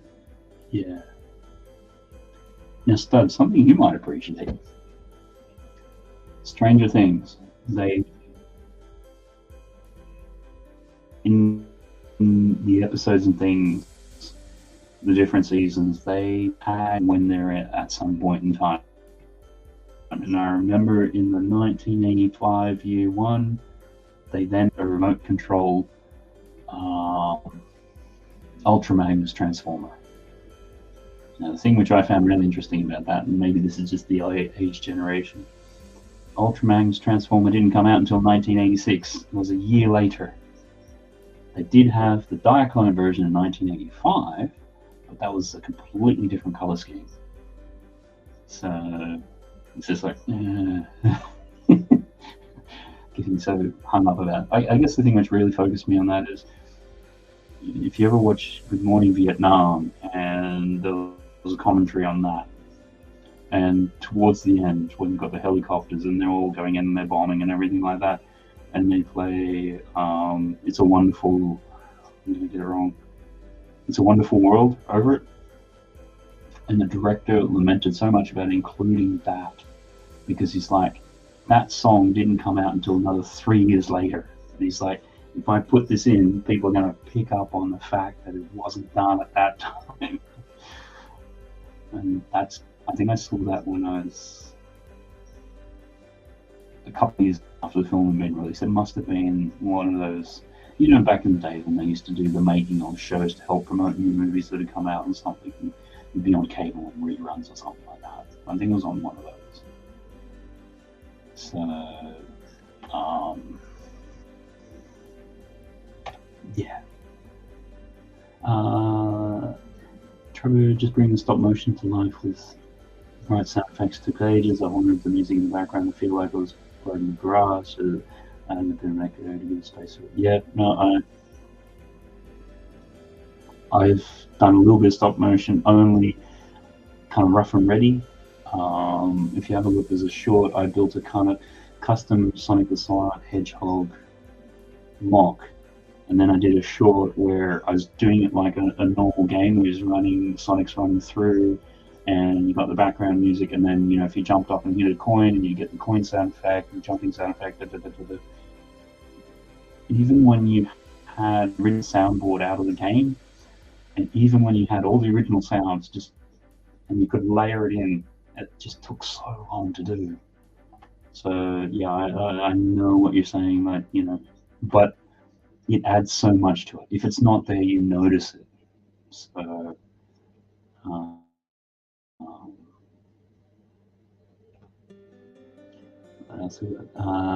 you're all very kind, thank you. No, I think that's a nice thing. Is I think generally within the space, people are doing different things, whether it's live streaming, and nowadays with shorts and brick motion, stop motion, reviews, land, whatever. I think people generally appreciate the stop motion because it is, I wouldn't say a high barrier to entry, but doing it well takes time, and it's not too many people put the time in. So if you do something half decent and make it funny or whatever else, people will pay attention to it. And particularly, as we were saying before, shorts, even if you do 5, 10, 15 seconds, you can get away with it these days because that's the attention span. That's what people want.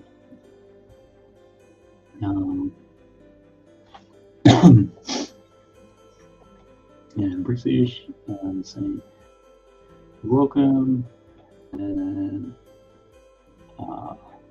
interested to find out what you think of stop motion. Yep, no, I don't think. Certainly, check it out and have a look. And I think I've got a couple more bits and pieces here to do, and then yeah, it's pushing midnight, so I'm gonna have to really motor along here. There we go. I can also feel my voice sort of going out a bit, which I'm not a big talker, so sometimes I think live streaming, what are you thinking? No,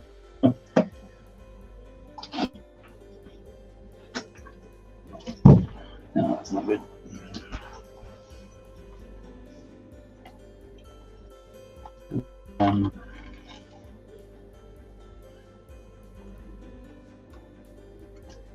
Two of these.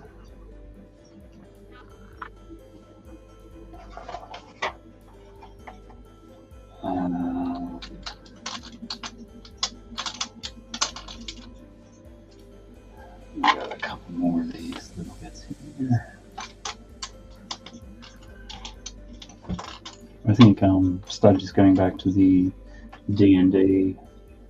I think it's interesting how all what I consider nerd or geek culture, from certainly when I was growing up, interested in it, like, you know, whether it's, you know, Marvel comic books and all that sort of stuff, D&D, just how much of it's gone, you know, like mainstream, or it is, you know, in terms of the Marvel stuff, it makes the $1 billion be consistently. It's you know, we're at a time where you can have 3 different Spider-Men in a movie, and you know, it makes sense. Like, and sometimes sort of think that, you know, little young Matty, if he would have known what was coming. Yeah.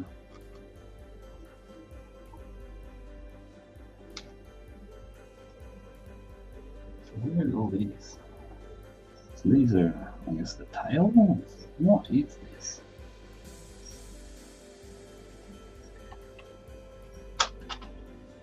Like that. Like that. Like that.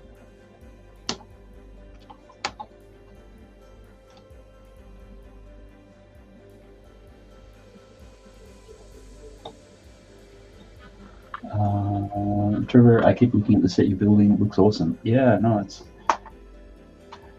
pretty much done. I put it onto the base without breaking it and snapping bits off, which I have a funny feeling is going to happen. But it was also one of those sets which lots of people raved about. Well, not raved about, but said really good things. Like I don't think I've heard too many people say bad things about it. And particularly, you know, it's not a 500 pound set. Like, I mean, I got this on sale nearly from Airbnb and get it locally. Ironically enough, though, even though you're buying it from Germany, it comes from a warehouse in the UK. Go figure.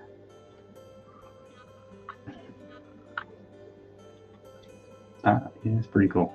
I gotta admit, this is nice.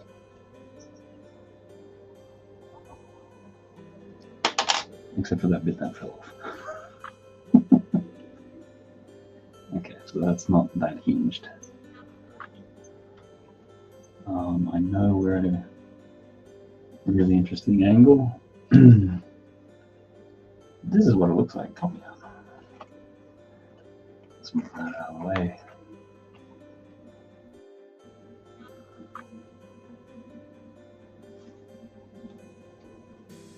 No, it's one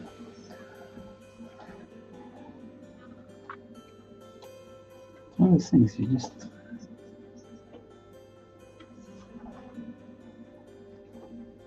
I don't know, it's because it's been streaming and cussing on the chat now. You kind of put it all together, and it's there. I'm sure some of these are not at the correct angles, and it's definitely not one there.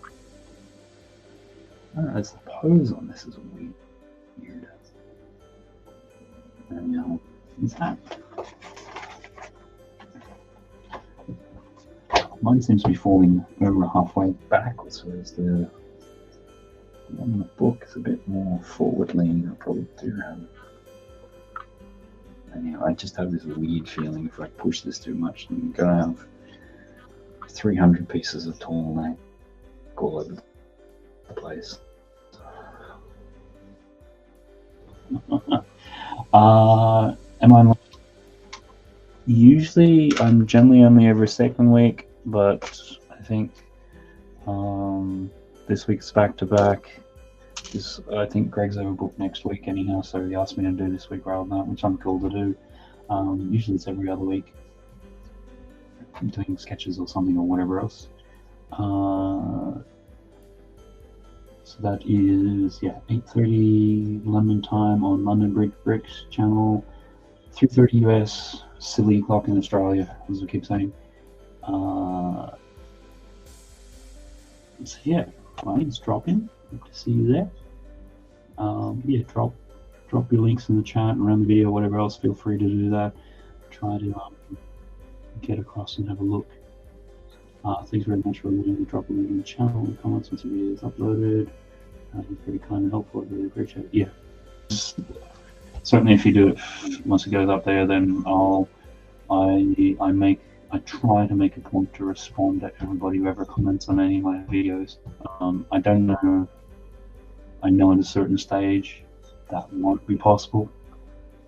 I'm getting too far ahead of myself, but yeah. So at least if it's in there, it will bring me into the like I'll stick in my comments feed as not responded to. So all these little nudges.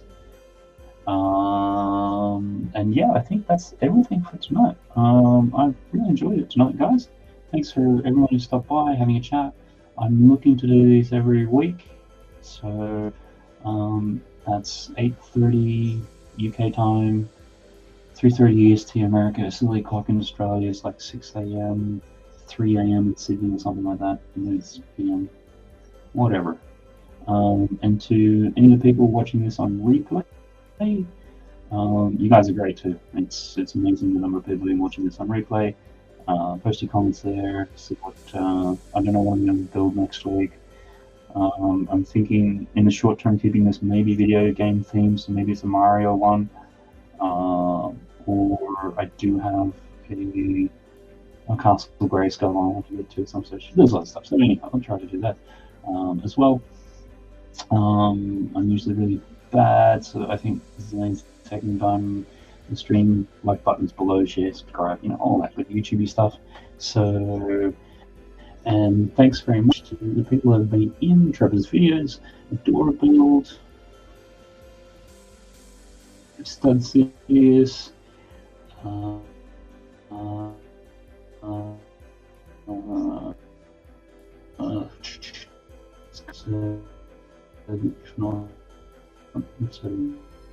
again, to myself, people seem to respond.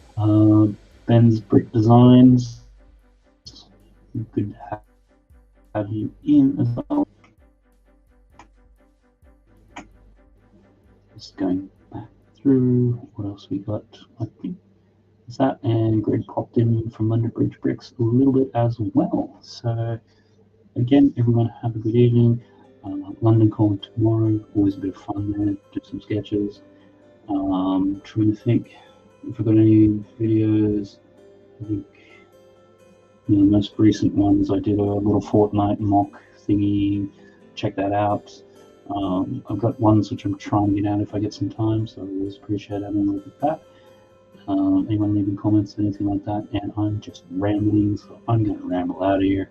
See you all again soon. Hope to see you next week. Good evening, good night, good morning, good whatever, wherever you are.